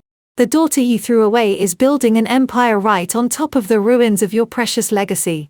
My parents were rendered entirely speechless. The sheer magnitude of my victory had finally broken the last remaining pillars of their arrogant foundation. Vanessa stared blankly at the tablecloth, her mouth opening and closing silently, completely unable to process the fact that I was actively erasing her entire childhood history to build a medical empire. The room was heavy with the suffocating realization that I had won. But just as the absolute finality of the situation began to settle over the table, a sudden harsh sound shattered the quiet. It was Dominic. He let out a dark, bitter laugh that sounded completely unhinged. We all turned to look at him, He pushed himself away from the mahogany credenza he had been cowering against for the last 20 minutes. The pathetic trembling coward was suddenly gone, replaced by a man backed so far into a corner that he had absolutely nothing left to lose. He reached up and violently yanked his silk tie loose, unbuttoning the top of his collar. He rolled his shoulders back, staring at Harrison with a look of pure toxic desperation. "You think you hold all the cards, do you not?" Dominic spat, taking a slow, aggressive step toward my husband. "You think because you are a billionaire chairman, you can just snap your fingers and crush my entire life? You think you can throw a fake dossier on the table, accuse me of federal crimes, and I'm just going to roll over and let you send me to prison?" Harrison did not move. He watched Dominic with the mild, detached curiosity of a scientist observing a rat in a maze. "I do not think," Dominic Harrison replied evenly. "I know." Dominic shook his head, a malicious sneer, twisting his features. "No. You do not know anything about how the real world operates right now." He pointed a finger directly at Harrison's chest. "You are a wealthy, privileged white billionaire who just fired a black man with a flawless corporate record. You fired me with zero notice, locked my bank accounts, and then showed up at a private family dinner to humiliate me. Do you have any idea how that is going to look on the front page of the Wall Street Journal tomorrow morning?" My father looked up, completely baffled by Dominic's sudden pivot. "What are you doing?" Thomas hissed. Dominic ignored him, keeping his eyes entirely locked on Harrison. "I know exactly how the corporate media works in this country," Dominic continued, his voice rising with manic confidence. "The press absolutely loves a scandal. They love tearing down untouchable executives like you. All I have to do is make one phone call to a major news outlet. I will tell them that my termination had absolutely nothing to do with missing logistics funds. I will tell them it was a personal, racially motivated vendetta." Vanessa gasped, looking at her husband as if he had grown a second head. "I will claim wrongful termination and severe racial discrimination," Dominic declared, pacing back and forth in front of the table. "I will say that you discovered I was married to your wife's sister, and because of some ancient family grudge, you used your absolute power to frame me for embezzlement. I will tell the world that the forensic audit is completely fabricated. The media will eat it up. They will run with the headline before your public relations team even has a chance to draft a denial." He stopped pacing and leaned aggressively across the table toward Harrison. "Do you know what happens to Apex Holdings when that story drops? The stock price will instantly plummet. Your shareholders will panic. The board of directors will demand an immediate independent investigation into your leadership. You will be tied up in public litigation for years. Activist groups will protest outside your corporate headquarters. Your entire legacy will be permanently stained by the accusation alone." The sheer audacity of the threat was staggering. Dominic was actively trying to weaponize his race and the current corporate climate to extort a billionaire. He was using the threat of a massive public relations nightmare as his final desperate shield. "But I am a reasonable man," Dominic said, lowering his voice into a calculated extortionist tone. "I can make this entire problem disappear. I will quietly sign a comprehensive non-disclosure agreement. I will walk away from Apex Holdings without making a single sound. I will even take the blame for the Hamptons mortgage and let your wife keep her little medical facility." "And what is the price for this remarkable generosity?" Harrison asked, his voice completely devoid of any emotion. $5 million, Dominic demanded without a single ounce of hesitation. "You wire $5 million into a private offshore account of my choosing by midnight tonight. And you immediately withdraw the federal lawsuit. You give me the cash, and I disappear. If you refuse, I am calling my lawyer and the press the second I walk out of this restaurant." Dominic crossed his arms, a sickeningly triumphant smile returning to his face. He genuinely believed he had found the ultimate loophole. He believed he had successfully checkmated a titan of industry.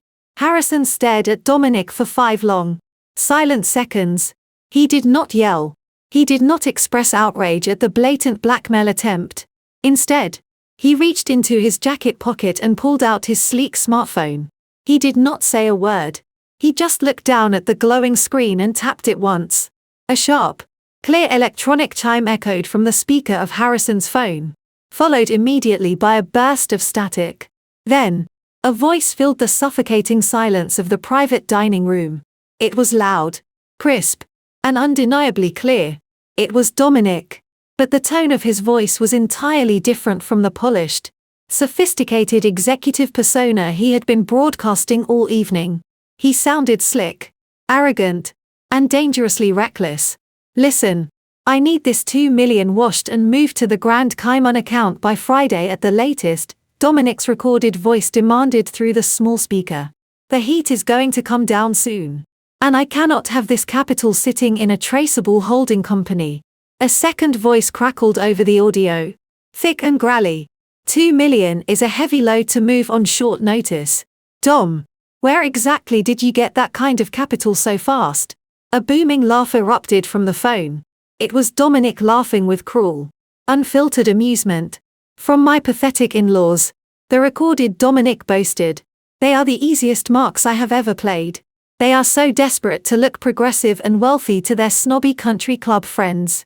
They practically handed me the deed to their Hamptons estate. I watched my father's face contort into a mask of pure agony. He had sacrificed his own daughter, committed a federal felony, and lost his entire life savings because he believed Dominic respected him. Hearing himself referred to as an easy mark, a pathetic tool used to stroke his own racial and social insecurities, broke something fundamental inside his mind. I just threw a few big financial buzzwords at the old man," the recorded Dominic continued, his voice dripping with contempt. "He ate it right up. He signed whatever I put in front of him. Stupid, gullible white folks.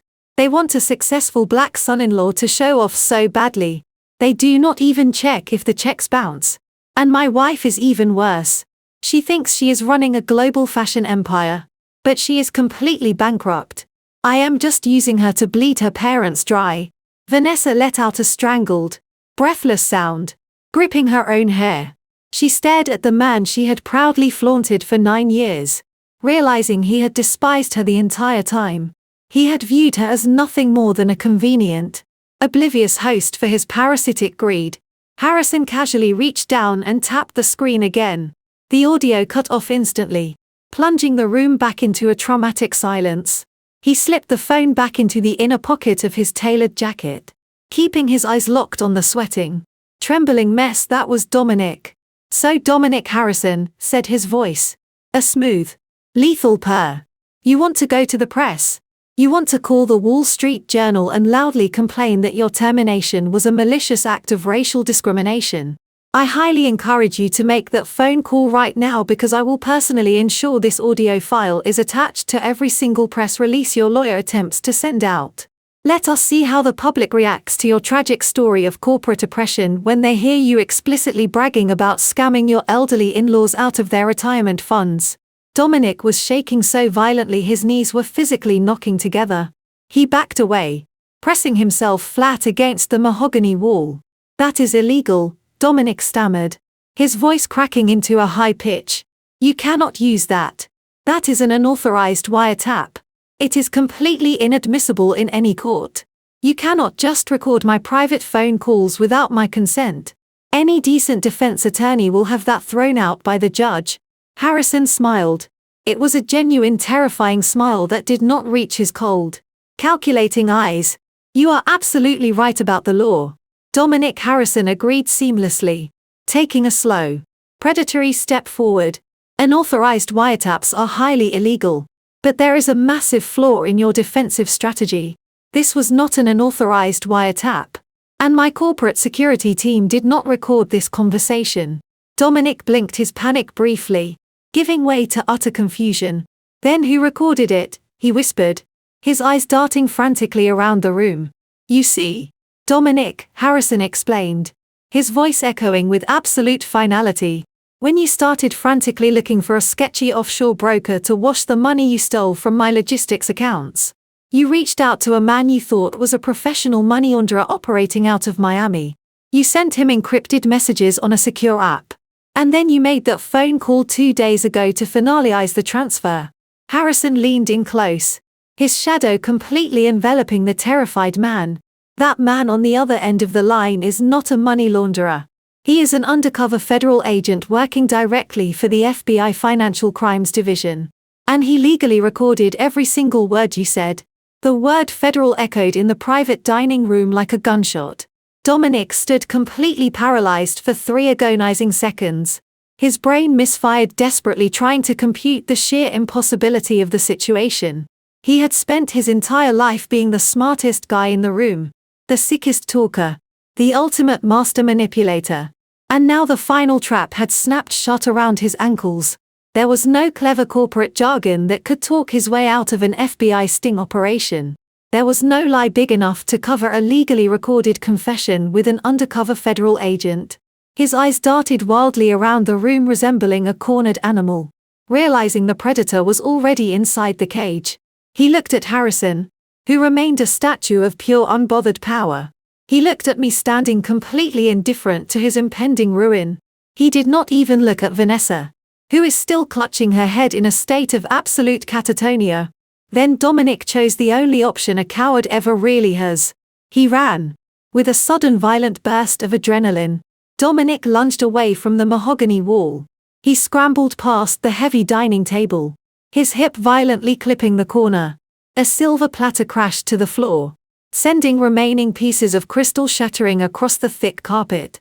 Vanessa let out a startled shriek as her husband shoved past her chair with enough force to tip it backward. She scrambled to catch her balance, completely ignored by the man who had sworn to love and protect her. Dominic burst through the glass-paneled doors of our private loft and sprinted straight into the main dining room of Leonard. The scene was absolute chaos. Patrons in tailored suits and designer evening gowns gasped in shock as Dominic tore through the elegant space. He knocked over a tray of champagne flutes held by a terrified waiter, sending glass and expensive alcohol raining down onto the polished hardwood floor. He was hyperventilating, his expensive silk shirt soaked in sweat, his eyes fixed entirely on the stainless steel swinging doors of the restaurant kitchen. He knew if he could just make it through the kitchen and out the delivery alley, he might have a fraction of a chance to disappear into the New York City night. He was 10 feet away from the kitchen doors, then 5 feet. He never made it to the handles. 2 men who had spent the entire evening quietly sipping sparkling water at the marble bar near the back of the room moved with terrifying speed and precision. They did not look like police officers. They wore impeccably tailored dark suits that allowed them to blend perfectly into the wealthy crowd. But their movements were entirely tactical and completely unforgiving. The taller of the 2 men stepped directly into Dominic's path, planting his feet firmly against the floorboards. Dominic, running at full speed and completely blinded by panic, crashed squarely into the man's chest. It was like hitting a solid brick wall. The impact knocked the wind entirely out of Dominic's lungs, sending him staggering backward. Before Dominic could even attempt to regain his balance, the second man was already behind him. With practiced effortless efficiency, the agent grabbed Dominic by the collar of his ruined designer jacket and twisted his arm violently behind his back. Dominic let out a pathetic, breathless yelp of pain as his shoulder was wrenched into an agonizing lock. The first agent stepped forward, grabbing Dominic by the back of the neck and slammed him face first into the decorative wooden paneling next to the kitchen doors. The heavy thud echoed through the suddenly silent restaurant. "Get off me!" Dominic screamed, his voice cracking with sheer terror as he writhed uselessly against the wall. "You do not know who I am. I am an executive. Let me go right now." The agent holding Dominic's arm did not even blink. He reached into the inner breast pocket of his suit jacket and pulled out a leather wallet, flipping it open to reveal a gleaming gold shield. "Federal Bureau of Investigation," the agent announced, his voice carrying clearly across the breathless dining room. My parents and Vanessa had just stumbled out of the private alcove, stopping dead in their tracks as they witnessed the absolute destruction of their false idol. The agent pushed his forearm harder against the back of Dominic's neck, pinning him entirely to the wall, while the second agent reached for the metallic cuffs at his belt. Dominic, the agent continued, his voice devoid of any emotion. "You have the right to remain silent. Anything you say can and will be used against you in a court of law. You have the right to an attorney. If you cannot afford an attorney, one will be provided for you. The cold, heavy click of steel handcuffs ratcheting around Dominic's wrists sounded louder than a bomb. "You are under arrest by the authority of the United States federal government," the agent stated, tightening the steel cuffs. "You are being charged with multiple counts of felony wire fraud, corporate embezzlement, and grand larceny." The sound of the heavy steel cuffs locking into place seemed to finally break whatever spell had been keeping the entire restaurant frozen. A collective gasp followed immediately by frantic whispers erupted across the main dining room. Wealthy patrons, Wall Street executives, and Manhattan socialites craned their necks, completely abandoning their Michelin-starred meals to watch the spectacle unfolding near the kitchen doors. Dominic was no longer a high-powered executive holding court in a private alcove. He was a desperate criminal being pinned against the wood paneling like a common street thief. The federal agent holding his arm yanked him backward, forcing Dominic to stand upright. His custom-rented suit was hopelessly wrinkled and stained with panicked sweat. His expensive silk tie hung loosely around his collar, making him look completely unhinged. Dominic frantically scanned the crowd of onlookers until his wide, terrified eyes locked onto Vanessa. She was standing just outside the threshold of our private dining room, her hands covering her mouth, her ruined makeup making her look like a terrifying porcelain doll. "Vanessa," Dominic pleaded, his voice cracking loudly in the quiet restaurant. "Vanessa, you have to call my lawyer. Call the firm right now. Tell them it is an absolute emergency. Tell them I need immediate federal representation and call your bank. Empty your corporate's accounts and get the cash bail ready. I cannot stay in a federal holding cell tonight. You know I cannot survive in a place like that. Please, you are my wife. You have to help me." Vanessa did not move a single muscle to help him. She did not reach into her designer purse to pull out her phone. She just stared at the man she had proudly paraded around for the last 9 years. The man who had constantly validated her toxic superiority complex. She finally saw him for exactly what he was. He was a broke, lying parasite who had gambled away her parents' retirement, orchestrated federal mortgage fraud, and left her completely destitute. A look of pure, unadulterated revulsion washed over her face. She took a slow, deliberate step backward, shaking her head. She was actively and physically distancing herself from the catastrophic wreckage of her own marriage. When Dominic realized his wife was abandoning him, a fresh wave of absolute panic hit his chest. He twisted his neck, fighting against the firm grip of the federal agent, and looked directly at "My father, Thomas," Dominic yelled, his voice echoing loudly over the murmurs of the wealthy dining room. "Thomas, you have to bail me out. We are family. I made a terrible mistake, but I can fix it. I swear to you. I can fix all of this. Just get me out of here, and I will pay you back every single cent. I will work for the rest of my life to pay you back. Do not let them take me away like this." My father stared at the man writhing in federal custody.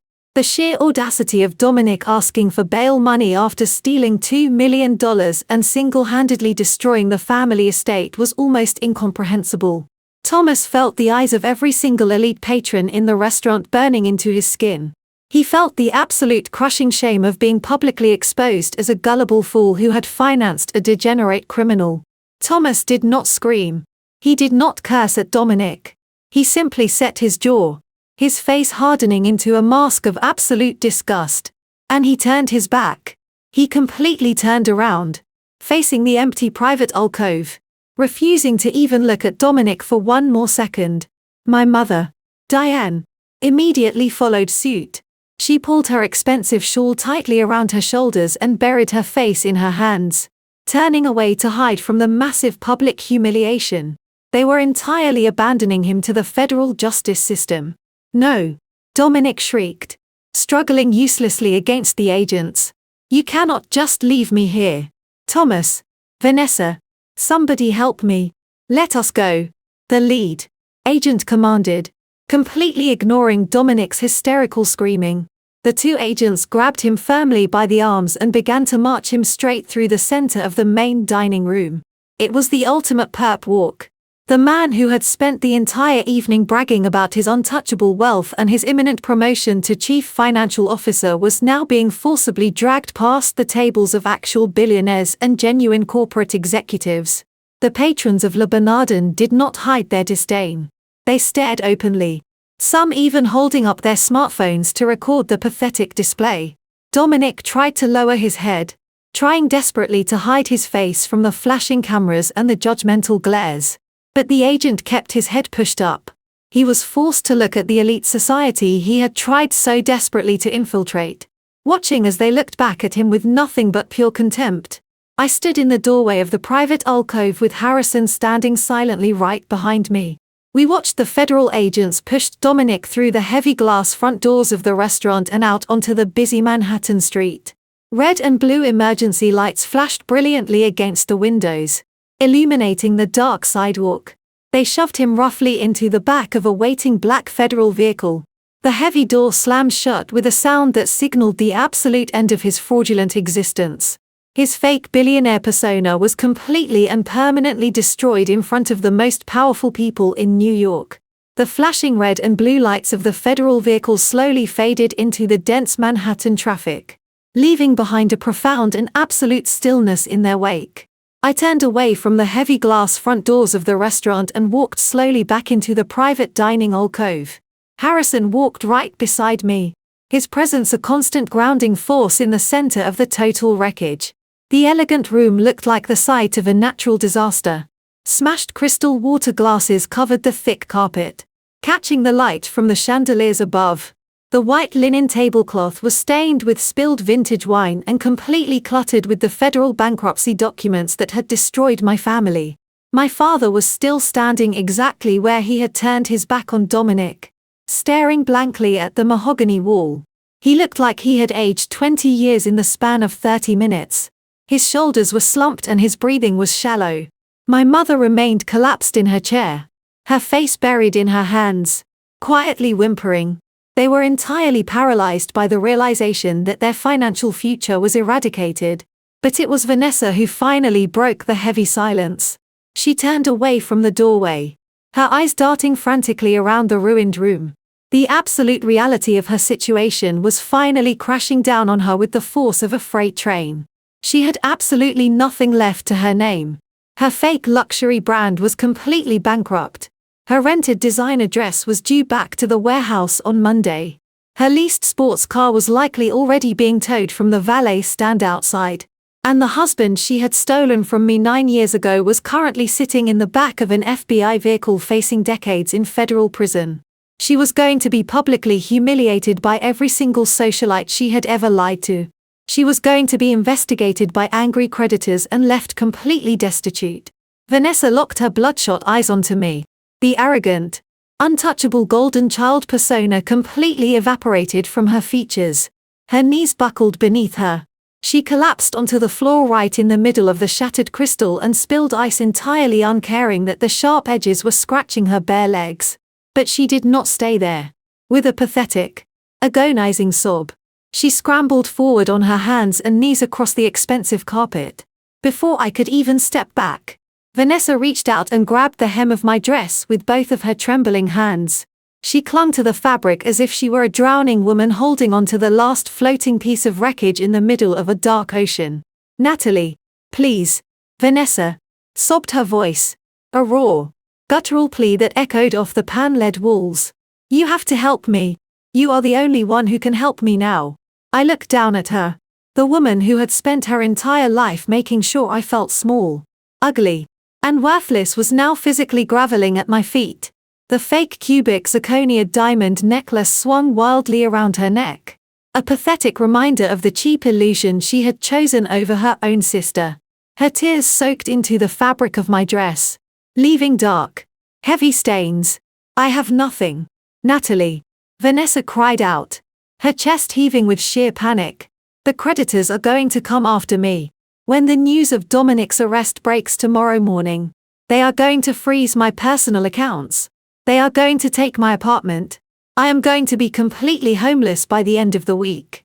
I do not even have enough money to hire a defense attorney to legally untangle myself from his federal charges. I could go to prison as an accessory just because I am married to him. I need a lawyer. I need a place to stay. I did not try to pull my dress away from her tight grip immediately. I just stood there letting her feel the absolute weight of her own pathetic desperation. You have billions, Vanessa begged, tilting her head back to look at me, her face completely ruined by running makeup in terror. A few hundred $000 is nothing to you and Harrison. It is pocket change. You could write a check right now and save my life. I will pay you back.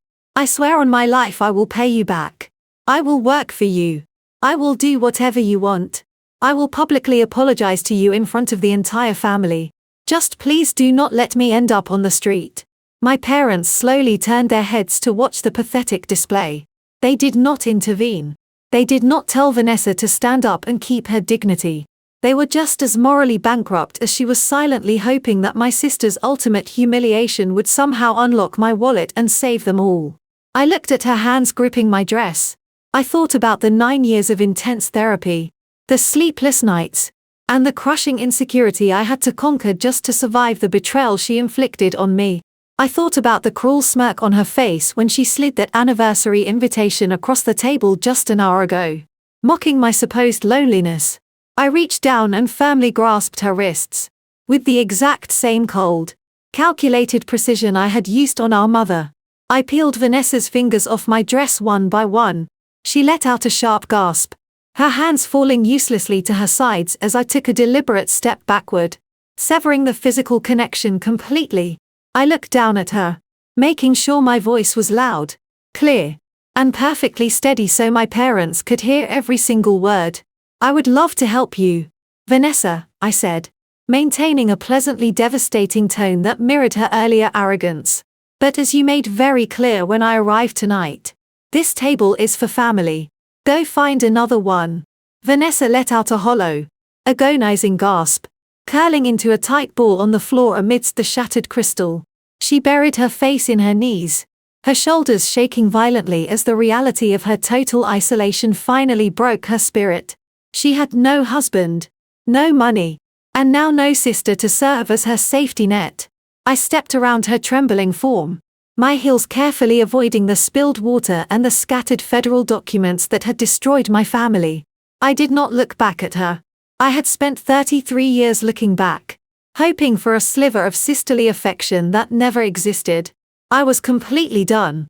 I turned my attention to the doorway. The senior waiter, who had previously dealt with Dominic and his declined credit card, was standing nervously just outside the glass pan-led doors. He was clutching the black leather bill folder tightly against his chest, his eyes darting between the weeping woman on the floor and the two terrified parents sitting at the table. He had witnessed the FBI raid, the screaming and the complete financial ruin of his highly demanding guests. He clearly had absolutely no idea how to approach the situation or who was going to pay for the extravagant dinner and the incredibly rare $15,000 bottle of vintage wine sitting unopened on the serving cart. I raised my hand and caught his eye. I offered him a polite, reassuring smile and gently gestured for him to come inside. He swallowed hard, adjusting his apron, and cautiously stepped into the disaster zone of our private dining alcove. He walked with stiff, measured steps, actively avoiding the debris on the carpet until he stopped right next to me. I am so sorry for the massive disruption to your dining room tonight, I said, keeping my voice calm and completely professional. I know this was incredibly chaotic for you and the rest of the restaurant staff. We are ready to settle the bill now. The waiter offered a tight, nervous nod, stealing a quick glance at my father. The total for the evening, including the 1947 Cheval Blanc, the customized tasting menu, and the private room fee, comes to $18 for 20. Miss. My father let out a pathetic groan, dropping his head heavily into his hands. He did not have $18,000. He did not even have $18 of liquid cash that was not tied up in the fraudulent mortgage scheme Dominic had just evaporated. My mother squeezed her eyes shut, bracing herself for the humiliation of being arrested for defrauding a restaurant right after her son-in-law was hauled away by the federal government. I did not even blink at the astronomical number. I calmly reached into my designer clutch and pulled out a heavy matte black card forged from solid titanium. It was not a corporate card. It was an exclusive invitation. Only account reserved for individuals with an exceptionally high net worth. I held it out to the waiter. Please put the entire balance on this, I instructed smoothly. And I would like you to add a $10,000 gratuity for yourself and the kitchen staff. You handled a highly volatile situation with absolute grace. And you deserve to be compensated for dealing with the sheer arrogance you were subjected to earlier this evening. The waiter stared at the heavy titanium card in his hand, his eyes widening in pure shock at the massive tip. Are you absolutely certain, miss? He asked, his voice trembling slightly with genuine gratitude. I am completely certain, I replied, offering him a warm smile. Please process it. He bowed deeply, a gesture of profound respect that Dominic had desperately tried to buy, but failed to earn. The waiter quickly pulled a handheld terminal from his apron, inserted the heavy metal card, and tapped the screen. There was no hesitation from the machine. There was no embarrassing error code or security freeze. The transaction was approved instantly, printing out a crisp white receipt. My parents watched the transaction in agonizing silence. They watched their discarded scapegoat daughter casually drop nearly $30,000 on a Tuesday night without breaking a single sweat. It was the ultimate undeniable proof of the massive empire I had built while they were busy worshipping a broke lying criminal. The waiter handed me the receipt and a silver pen. I signed my name with quick fluid strokes and handed it back to him. Thank you so much, miss, the waiter said, his posture completely relaxed now that the financial tension had evaporated. Is there absolutely anything else I can do for you and your husband before you leave? I paused, looking over at the lavish spread of uneaten world-class food cooling on the mahogany table. My eyes drifted to my parents, who were sitting in the ruins of their fraudulent lives. Actually, yes, I said, my voice carrying clearly across the silent room. Could you please pack up all of the remaining food in your best takeaway containers? Do not throw a single bite away. The waiter looked slightly confused, but nodded quickly. Of course, miss. I will have the kitchen box everything up immediately. Should I bring the bags out to your car? No, I replied, my gaze locking onto my mother's terrified, tear-stained face. Do not bring them to my car. Give all the takeaway bags to the older couple sitting at the table. I let a cold razor-sharp smile touch the corners of my mouth as I delivered my final instruction. They are going to need every single scrap of those leftovers. With the bank foreclosure and the impending federal investigations, it is going to be a very tough week for them. Let us make sure they do not starve while they are packing up their storage unit. The waiter nodded quickly, turning to gather the silver trays. I did not wait to watch him pack the leftovers. I simply turned my back on the private dining alcove. Harrison placed his hand firmly on the small of my back. A quiet and incredibly grounding gesture of absolute solidarity. We walked out of the room together, leaving the heavy mahogany doors wide open behind us. I did not say a single word of goodbye. There was absolutely nothing left to say. I had delivered my final verdict and the execution was complete. Behind me, I could hear the pathetic sound of my mother sobbing loudly into her linen napkin and the sharp breathing of my sister who was still curled up on the floor. They were a portrait of total devastation, completely drowning in the toxic mess they had spent a decade creating. As Harrison and I walked through the main dining room, the atmosphere was entirely different than when we had arrived. The wealthy patrons who had just witnessed Dominic being hauled away in federal handcuffs were now watching our departure. But they were not glaring at us with disgust. They watched us with a quiet, undeniable reverence. They recognized power when they saw it. They saw a billionaire chairman and his wife walking away from the wreckage, completely unbothered and entirely victorious. I kept my head held high, my posture perfect, feeling a profound sense of peace settling into my bones. We were halfway across the expansive dining room, just approaching the elegant front vestibule when I heard the sudden frantic sound of heavy footsteps slapping against the hardwood floor. Natalie, wait. Natalie, please wait. The voice was loud, desperate, and cracking with pure panic. It was my father. Thomas had finally snapped out of his paralyzed state. The reality of his impending homelessness and potential federal prison sentence had completely overridden his massive ego. He was practically sprinting through the restaurant, pushing past a startled waiter and ignoring the annoyed stares of the elite diners. I did not stop walking. Harrison did not even break his stride. We continued moving toward the heavy glass front doors where the imposing head doorman was already standing at attention. "Natalie, I am begging you," my father yelled, his voice echoing through the quiet lobby. He was completely out of breath. His face flushed a dangerous shade of purple. I was wrong. I see it now. I was completely wrong about everything. We reached the front doors. I paused for just a fraction of a second. I still did not turn around to look at him. I simply stood there listening to the man who had spent my entire life telling me I was a disappointment. "I backed the wrong child," Thomas gasped, stopping just a few feet behind us. The sheer ugliness of that statement hung heavily in the air. "You are the successful one.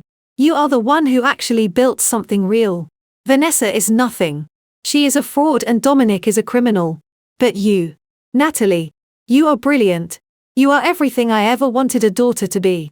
Please just turn around. Look at me. Give me one more chance to be your father. We can fix this." His apology was the most disgusting thing I had heard all night. He was not sorry for the years of emotional abuse. He was not sorry for standing by while my sister stole my fiancé. He was not even sorry for forging my signature on federal bank documents. He was only sorry because his golden child went bankrupt and his scapegoat became a millionaire. He realized his winning horse had just dropped dead on the track and he was desperately trying to switch his bets. I felt Harrison shift slightly beside me, ready to intervene. But I gently squeezed his hand. I did not need him to protect me from Thomas anymore. My father possessed absolutely no power over my life. I did not turn around. I simply took a step forward as the doorman pulled the heavy glass door open. The cool Manhattan night air washed over me. It felt like breathing pure freedom. Thomas lunged forward, reaching out to grab my arm to force me to stay. "Natalie, do not walk out that door." Before his fingers could even brush the fabric of my blazer, the restaurant's head doorman stepped squarely into the gap. He was a massive, broad-shouldered man, and he physically blocked the entire doorway. He placed a firm hand squarely against my father's chest, stopping his frantic momentum instantly. "I am sorry, sir," the doorman stated, his voice a low authoritative rumble, "but you are causing a severe disturbance, and you need to step back right now." Thomas tried to push past him. "Get out of my way. That is my daughter. She does not want to talk to you." "Sir," the doorman replied coldly, shoving my father backward into the lobby. "And you are not following her onto my sidewalk." I stepped out into the night, leaving my father trapped inside the glass walls of his own ruin. The heavy glass door swung shut behind me, completely cutting off the sound of my father's frantic pleading and the pathetic reality of his ruined life. The sudden, absolute silence of the restaurant lobby was instantly replaced by the familiar rhythmic hum of New York City. The cool night air washed over my face, carrying the faint scent of rain and city pavement.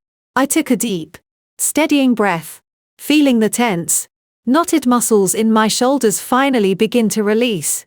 Right at the edge of the curb, under the glow of a street lamp, our black Bentley was already waiting, its engine idling smoothly. The driver stepped out instantly, opening the rear door with a respectful, silent nod. Harrison placed his hand gently on the small of my back, guiding me forward into the night. I slid into the plush leather seat, the rich scent of the interior enveloping me, and he climbed in right beside me. The heavy car door closed with a solid, comforting thud, sealing us inside our own quiet sanctuary, completely and permanently separated from the toxic wreckage we had just walked away from. The privacy partition separating us from the driver was already raised. The car smoothly pulled away from the curb, merging seamlessly into the flowing traffic of Midtown Manhattan. The glowing street lights passed over us in a steady hypnotic rhythm, illuminating the quiet interior in brief flashes of gold and white. Harrison reached across the center console and took my hand, intertwining his fingers with mine. His grip was warm, steady, and incredibly grounding. He did not ask if I was okay. He did not offer any empty platitudes or try to analyze the absolute destruction of my family. He just sat beside me, offering his silent, unwavering support. I turned my head to look at him, taking in the sharp lines of his profile, illuminated by the passing city lights. For a man who had just orchestrated the complete financial and legal dismantling of 3 desperate people, he looked remarkably peaceful. "Thank you," I whispered, my voice sounding incredibly clear in the quiet luxury of the car. Harrison turned to me, a soft, genuine smile touching his eyes.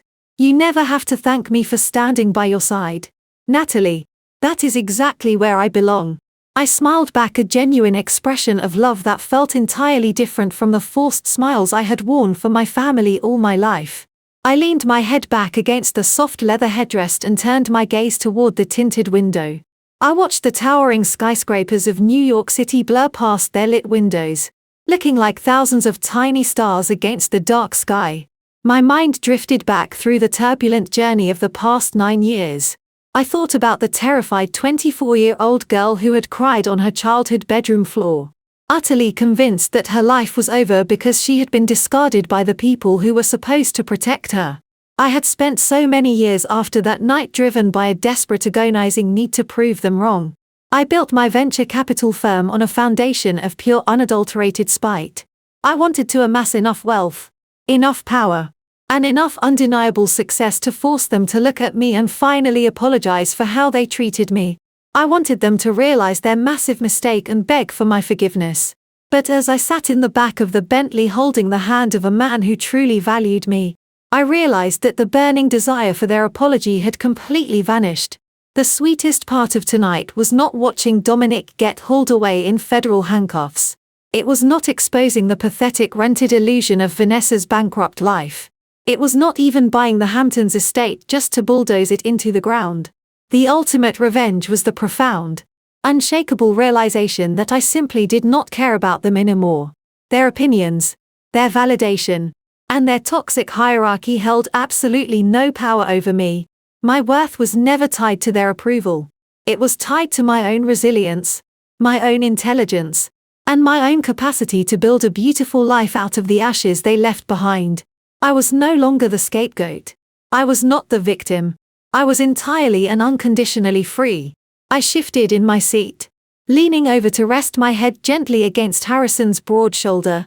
He wrapped his arm around me, pulling me close as they carried us toward our real home. The city lights continued to flash by, bright and full of endless possibilities. I closed my eyes, leaving the shadows of my past exactly where they belonged, far behind me. Thank you so much for listening to my story. If you have ever had to walk away from toxic family members to protect your own peace, let me know how you found your freedom in the comments below. Please hit the like button and subscribe to the channel for more stories of resilience, justice, and claiming your own worth. Remember, your value is never determined by those who fail to see it. Stay strong, and until next time. We often spend years, sometimes decades, trying to prove our worth to the very people who have repeatedly chosen to misunderstand and belittle us. In Natalie's story, we see a deeply painful but all too common pattern: the scapegoated child working tirelessly to earn a seat at a table that was never designed for her. For 9 long years, her relentless drive and ambition were rooted in spite, a desperate lingering need to show her cruel parents and deceitful sister that she was finally enough. When the truth came to light, when Dominic's fraudulent existence collapsed, and the family's self-inflicted financial ruin was publicly exposed, it seemed like the perfect stage for the ultimate revenge. However, the most profound lesson we can take away from this story is not about the fleeting satisfaction of watching karma dismantle the lives of those who betrayed you. The real lesson is about the liberating power of absolute emotional detachment. Natalie's true triumph was not walking into that elite restaurant with a billionaire husband, nor was it buying her childhood home just to bulldoze it. Her greatest victory was the quiet, unshakable peace that settled in her heart when she realized her father's desperate last-minute apology meant absolutely nothing. True freedom is found the exact moment you stop waiting for toxic people to validate your existence. It is the profound understanding that your value is intrinsic, forged through your own resilience and character, not dictated by the conditional transactional love of a dysfunctional family. You simply do not owe your light to those who repeatedly choose the dark. If you have ever had to walk away from toxic family members to reclaim your own worth, please share your story of breaking free in the comments below.